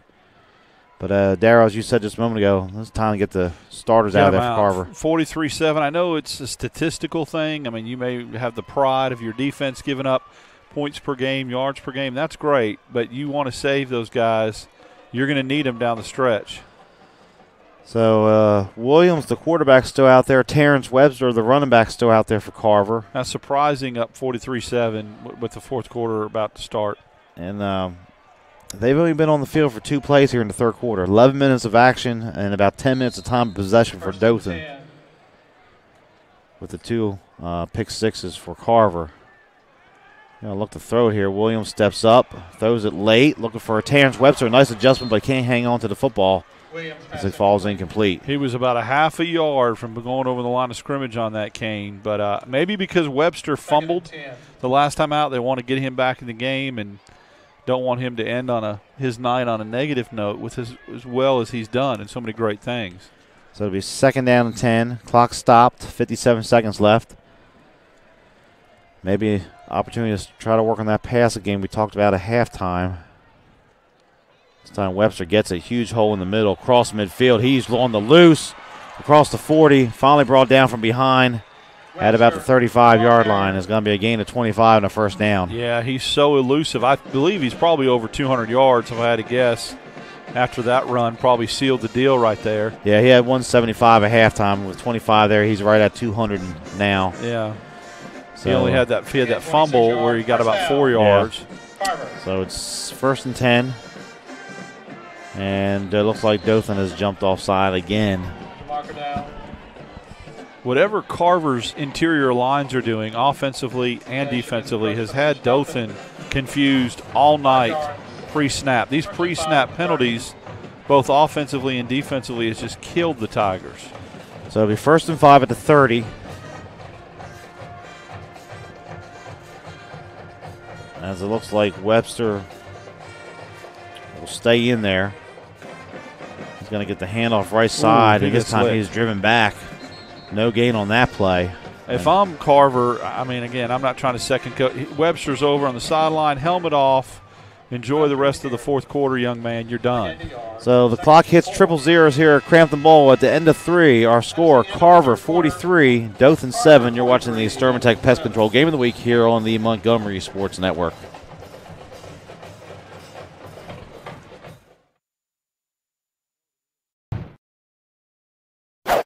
Extermatech Pest Control is a small, passionate, and powerful team. If you have bugs bugging you, join the Extermatech family and have peace of mind that comes from the expertise of a professional company, and enjoy their personal service. Extermatech is locally owned and operated. They've been bugging the competition for over 15 years. Each and every customer is important to them. Customer service, their #1 goal.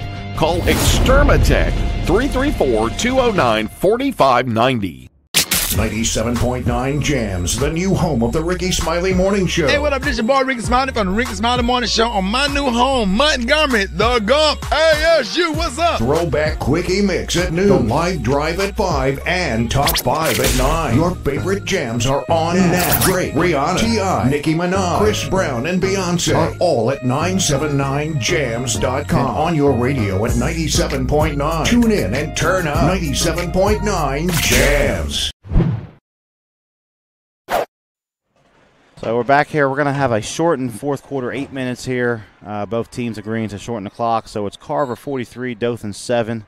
Do they do a running clock as well, I believe? I would think so at this point. Both teams having some injury issues, and there's no doubt about what's going to happen here to score. There's a throw by Cole Williams. He was looking for Webster out there, and the pass goes incomplete. But apparently not. Clock stopped 7:55. So they just decided to take 4 minutes off the clock, apparently. He was wide open, too, out in the flat. Interesting. They're trying to work on the passing game. There's two schools of thought on that. Up 43-7. The unwritten rule is you don't throw it, show up your opponent. But Carver knows they have to be balanced with that defense. Yeah, and you got to figure by halftime that the plan was probably to work on the passing game. They just haven't had the football. The turnovers. There's Webster left side, breaking loose, 25 down towards the 20. Still on his feet, cuts it back near side. Oh, my goodness. When it's all said, he had the first down, and now he's retreated back, and officials only going to get about 3, maybe 4 yards on that play. And a Dothan player took a swipe at a Carver player, and nothing was called. I think the officials missed it. And number 16 for Dothan is down on the field.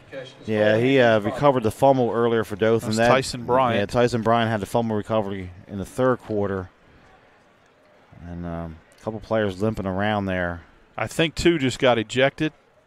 They didn't throw the flag, but I saw it. Number 2 for Dothan, Zaman Wimberly, threw a punch at number 9 for Carver, Shane Thomas, and the referee just told him, just you're off the field, young man. So I watched that transpire. I don't know why there wasn't a flag thrown on that, but he clearly threw a punch late after the whistle. So they got there is a penalty against Carver, but I think it's holding.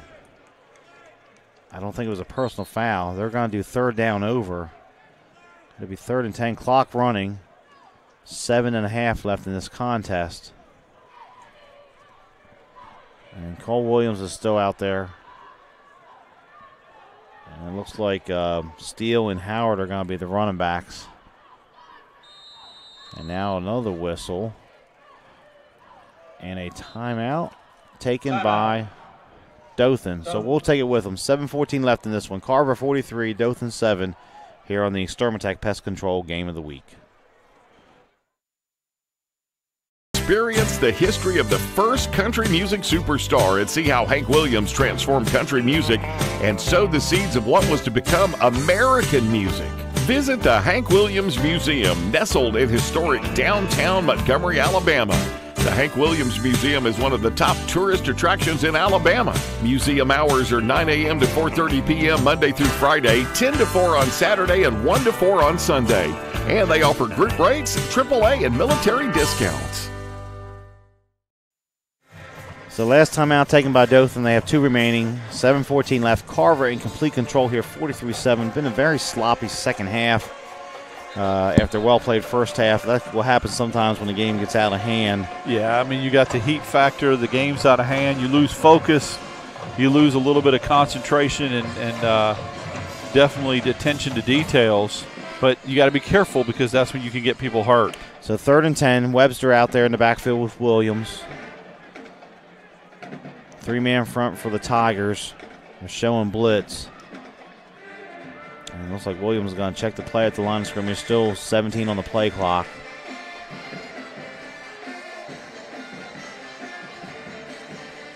They're going to hand off Terrence Webster near side. Oh, he fumbled the football. Picked up, momentarily by Dothan. Now there's a scrum for it. I believe Dothan has it, number 20. Yeah, they're going to give it to him. McNeely, who recovered the last fumble, I believe. McNeely, who had recovered a fumble in the first half. He's been all over the field tonight for Dothan. And that's been the bugaboo for Terrence Webster. He's put the ball on the ground twice tonight. 7-yard line, first down, Tigers. So 7:02 left. Dothan will regain possession. And see who they bring back out in the backfield here. They've been running a number of players in and out here. Yeah, Carver looks to be going to the substitute package on defense. Flowers out, Brown out, Robinson out, Gordon out. But Dawson's come back out a quarterback here for Dothan. Looks like Ramey's going to stay in the game with him. And there's some miscommunication there. Dawson's going to have to take it himself, and he's going to lose yardage on the play. Yeah, Doss was trying to give the ball that time to Ramey, as you mentioned. I think he fired through the hole too quick without the football, and Doss had to keep it himself. And, out of the 2 quarterbacks, I've been more impressed with Doss and his arm. I mean, he can fling it. He can definitely spin the football, and that's something they could probably have used earlier in the game. 2nd and 12. And Dawson's going to run an option out there to the right. He's going to have to keep it himself. Now he's going to throw it late. And looking over for Peterson, he overshoots him that time. It'll bring up 3rd down and long for the Tigers. Good, kind of the way it was drawn up. The game, the actual play call there, in theory, was a good one. I think we got a legal man downfield on that one. Yeah, and that's what happens when you release late like that and roll out. Sometimes you don't give you just take too long, your linemen keep drifting downfield. Indication is illegal or ineligible man downfield. So they're going to back it up a couple yards here. It's a 5-yard penalty. I'm going to bring up Second and about 16 here for the Tigers. With 6:18 remaining in this contest, they'll start the clock.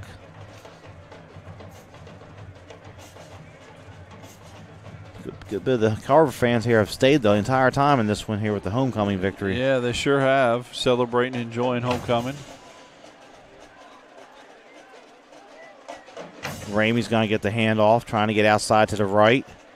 And he is not going to be able to get loose. He might have made it back to the line of scrimmage. That's about it. Yeah, the Carver second-string defense pursuing just as well as the first-string defense did side to side.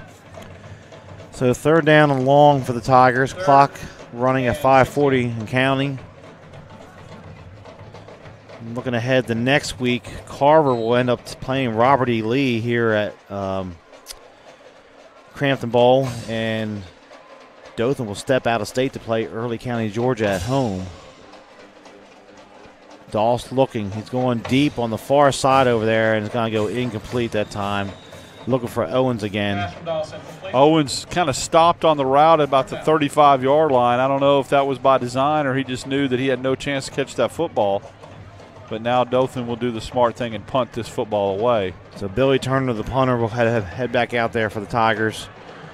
But Carver has the big city game again next week against 7A Lee. And they still have a couple showdowns down the road here with Sidney Lanier and Park Crossing as the season plays out here in October.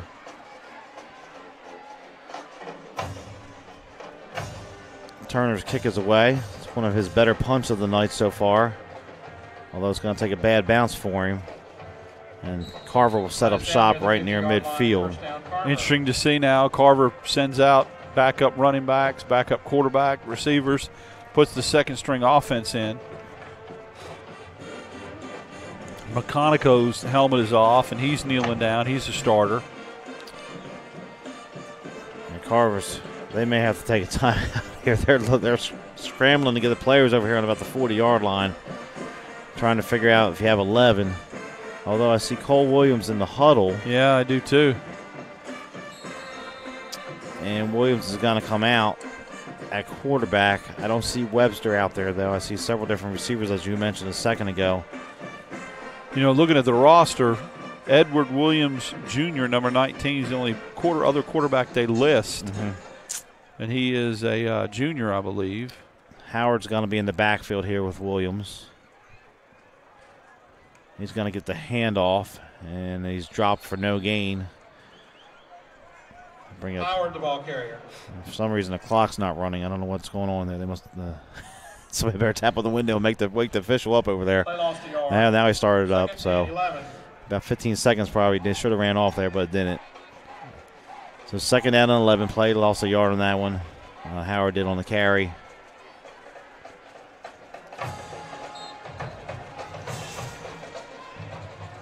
See if Carver runs this play clock down at all.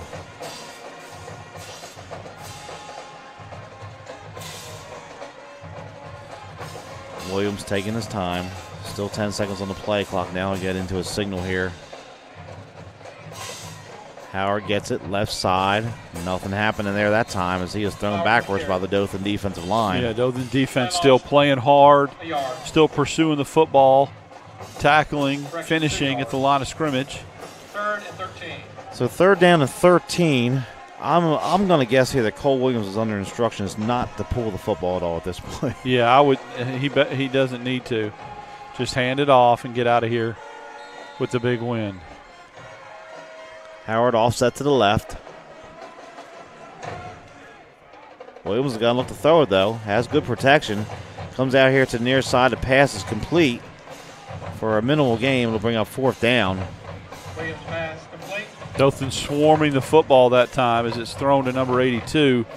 And I do not have him. Yeah, he's not on our roster, so we apologize for that. He must be one of the guys that doesn't have a number listed next to him. So fourth down in a punting situation here. And Brown is punting. That's pretty unbelievable. Yeah, after the night he's had on defense, and Hopkins punted earlier, so he may not be able to come back in the game for Carver. He's done some kicking duties. So Carver's had to run a lot of players in here. Still 15 on the play clock. Clock will winding towards the 3-minute mark here in the fourth quarter.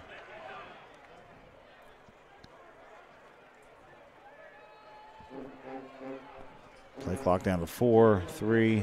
They get the snap off. Oh, it goes over the head of Brown. Rolls back there towards the 30. He gets it away as best he can. And it comes here to the near sideline. Hey, it's a good play by him to get the football off and not get hit. So Dothan will get it on the 40-yard line. Yeah, I mean, that could have even been more disastrous as it was. It was very athletic for him just to get back there and get the punt off. So Dothan will get a 1st and 10 at the 42, 43 left in this contest. Looks like Dawson's going to come back out there, quarterback for the Tigers. Carver slow running on and off defensive players. This time Reeves comes out in the backfield for Dothan. Reeves gets it, has some blockers out there in the buck sweep, and drives down near the first down marker close to the 30-yard line. Good run by Reeves, keeps his legs driving. Very tough when you're down 43-7, 2 minutes left to go in the game, but you're playing for more playing time. You're trying to show the coaches that I'm going to keep running hard no matter what the score or the time says. And maybe gives him an opportunity to get more touches next week. And Dothan has a lot of football left to play despite the score tonight. They're going to be in position here probably for that 4 seed when it gets down to all said and done here in the region. Northview is currently sitting 0-2. Russell County 0-2. It's probably between Eufaula and Dothan. Yes. Interesting. Dawson on the carry across the 20. And he's going to be knocked out of bounds at 19, so it's a first down, gain of 11, and another first down for Dothan.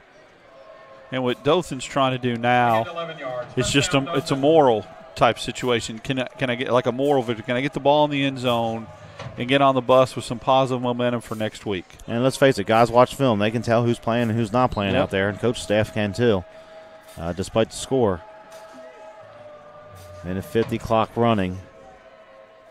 Reeves gets it left side, and he's going to maybe get a yard on the play, and that's it. Good job of staying at home that time by the Carver defense. Very tough to run those sweeps, and there's a timeout, it looks like.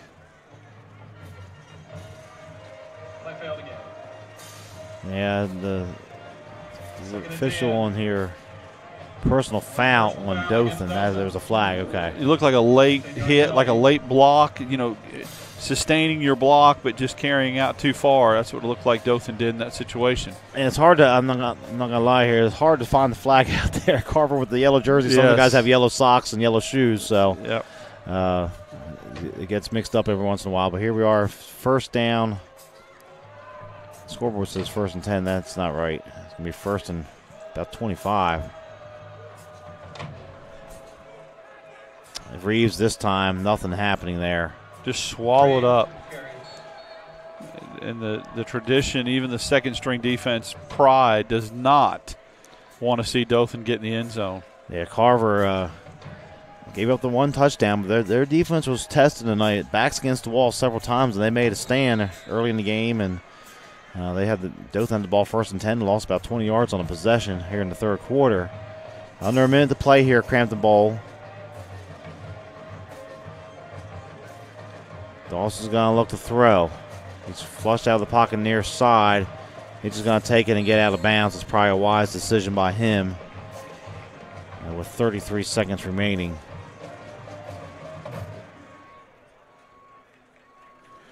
Yeah, 33 seconds to go. Gets out of bounds. 3rd and 28.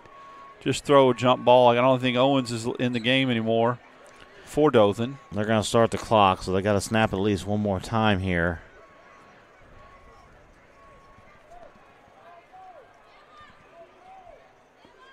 Dawson's going to get the snap, looks under pressure, forced out again, and hangs on to it and steps out of bounds at the 37-yard line. Stops the clock momentarily, but they'll probably wind it back up here, even though he went out of bounds. Get this game over with. Just got to throw that up in the end zone there. Yeah, he's got to take a shot there. You're not going to accomplish anything stepping out of bounds at 38. 12 seconds left. Still have not whistled the ball into play. And they're not going to start the clock. Last time they did. Officials have been very lenient here with the clock in the fourth quarter. Doss Steps up. Has some room to run if he wants to.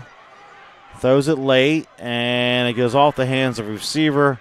And the clock is going to hit triple zeros here at Crampton Ball. So our final score tonight on the Extermatech Pest Control Game of the Week, it is Carver 43, Dothan 7. Carver moves to 2-0 in Class 6A Region 2 play, 5-0 overall here on the season. So go ahead. Oh, okay. We're going to take a quick time out here. We'll come back and wrap things up for Crampton Ball here. You're watching the Extermatech Pest Control Game of the Week on the Montgomery Sports Network. Experience the history of the first country music superstar and see how Hank Williams transformed country music and sowed the seeds of what was to become American music. Visit the Hank Williams Museum, nestled in historic downtown Montgomery, Alabama. The Hank Williams Museum is one of the top tourist attractions in Alabama. Museum hours are 9 a.m. to 4:30 p.m. Monday through Friday, 10 to 4 on Saturday, and 1 to 4 on Sunday. And they offer group rates, AAA, and military discounts. Montgomery's best country is on Bama Country 98.9 WBAM. Bama Country with Bubba and Christy every weekday morning 5:30 to 10 a.m. We're gonna have a house party. Bama Country playing today's best country and all the country legends. Bama Country 98.9 WBAM. Listen to Bama Country 98.9 WBAM. So final score tonight from Crampton Ball, Carver 43, Dothan 7. Carver as advertised tonight, Darryl. No, they really were. I mean, complete performance, dominant performance, save for that one little touchdown that kind of went back shoulder where they lost track of the football.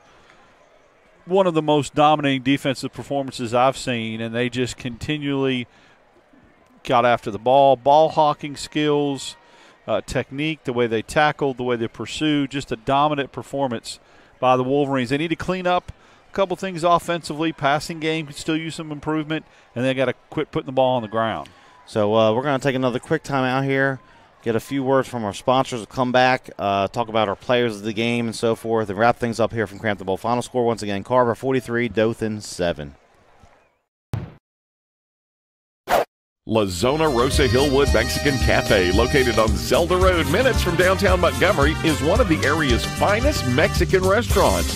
From our great lunch selection and value to our tablecloth and candle evening atmosphere for dinner, La Zona Rosa has something to offer all connoisseurs of fine Mexican dining. Come on down today and enjoy some great Mexican. La Zona Rosa Hillwood Mexican Cafe on Zelda Road, minutes from downtown. Extermatech Pest Control is a small, passionate, and powerful team.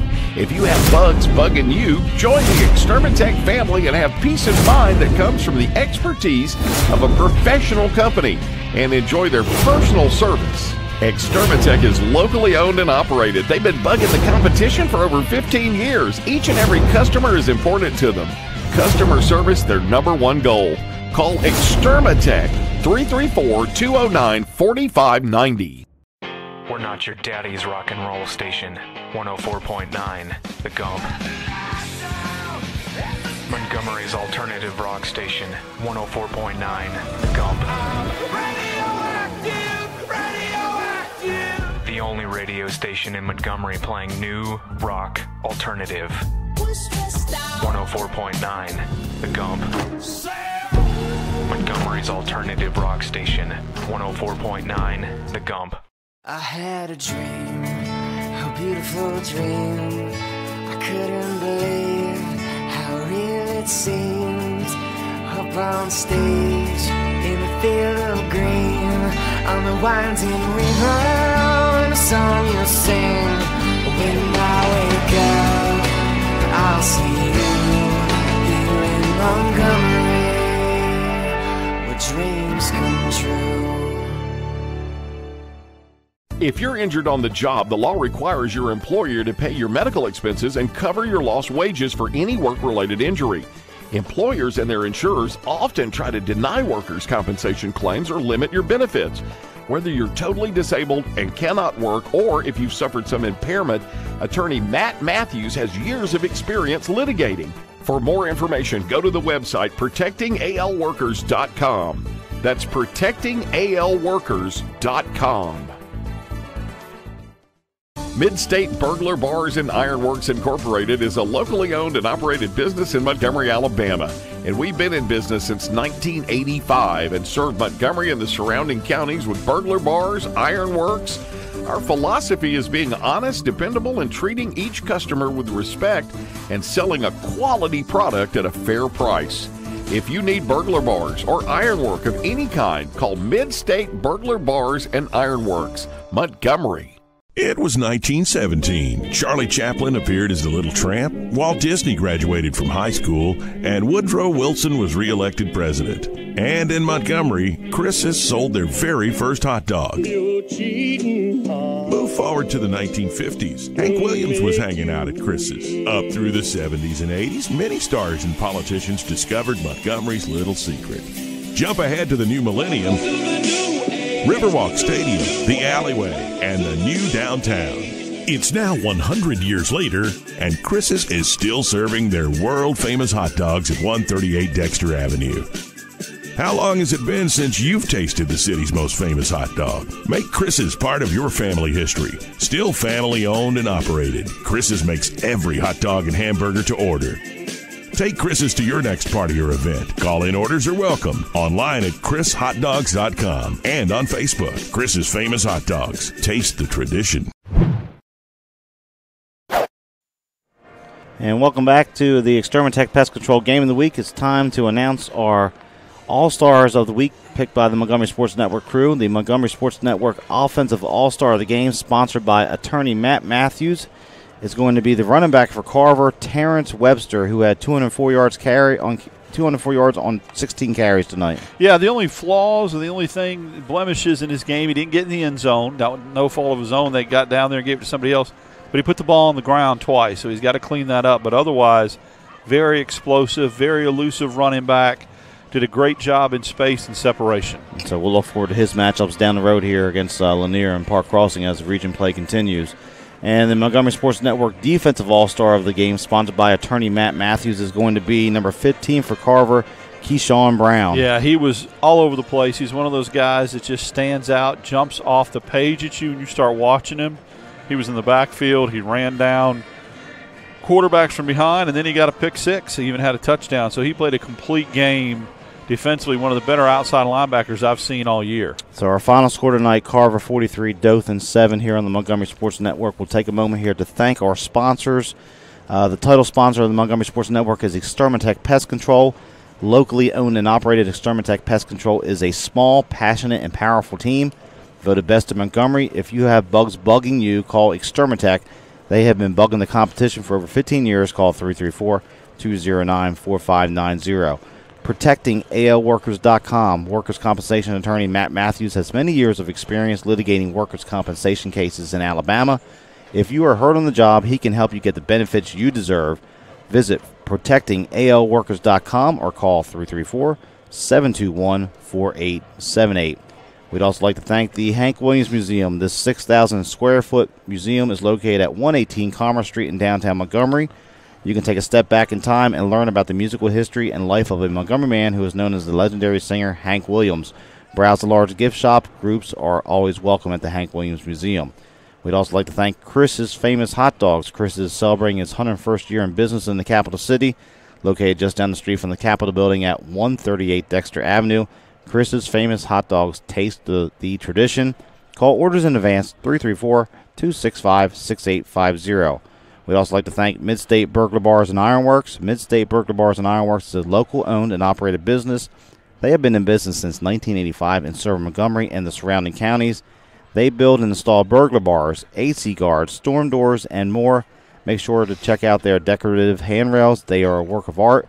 Their philosophy is being honest, dependable, fair-priced, and to treat each customer with respect. Call Mid-State 334-313-9015. We got American Oak and More. They are committed to offering exceptional furniture at affordable prices.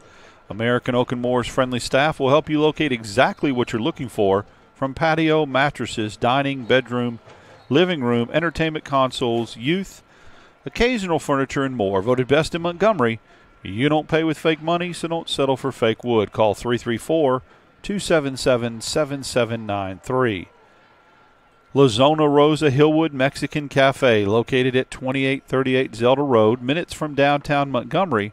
They are one of the area's finest Mexican restaurants. From their great lunch selection and the value of that to the tablecloth and candle evening atmosphere for dinner, La Zona Rosa has something for all. Dine in or carry out available. Call 334-274-1153. Industrial Specialty Company Incorporated. Since their inception in 1974, Industrial Specialty Company, ISCI, has built an international reputation as the premier provider of high-quality precision machine parts and assemblies, custom designed and fabricated industrial equipment, fixturing, tooling, aluminum anodizing, and military spec painting. Virtually every operation necessary in creating a part is completed under one roof, enabling ISCI to control each project each step of the way. Their one-stop shop organization greatly simplifies client purchasing efforts and significantly reduces cost lead times of their products. Visit their website, www.iscimfg.com, or call 334-277-2224 to learn more about ISCI. And we'd like to thank our media partners, the stations of Blue Water Broadcasting, News Talk 93.1, 96.1 KISS FM, 97.9 JAMS, Bama Country 98.9, Yo 100.5, Classic Country The Possum, 104.9 The Gump, and 107.1 The Vault. They are local folks helping local businesses. Call them today and let them help your business at 334-244-0961. Thank you to our sponsors. We couldn't do it without you, and please support them. Tell them the Montgomery Sports Network sent you.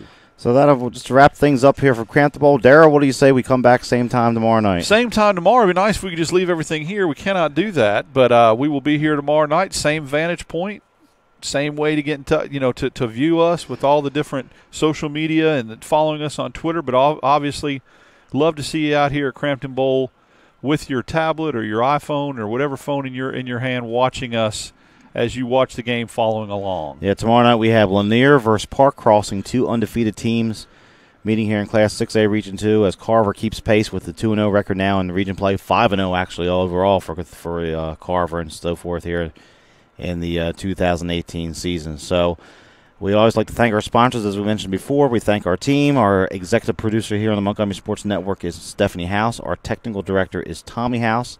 Stephen Mock is our replay operator. On camera, we have Mac the camera guy and John Holman.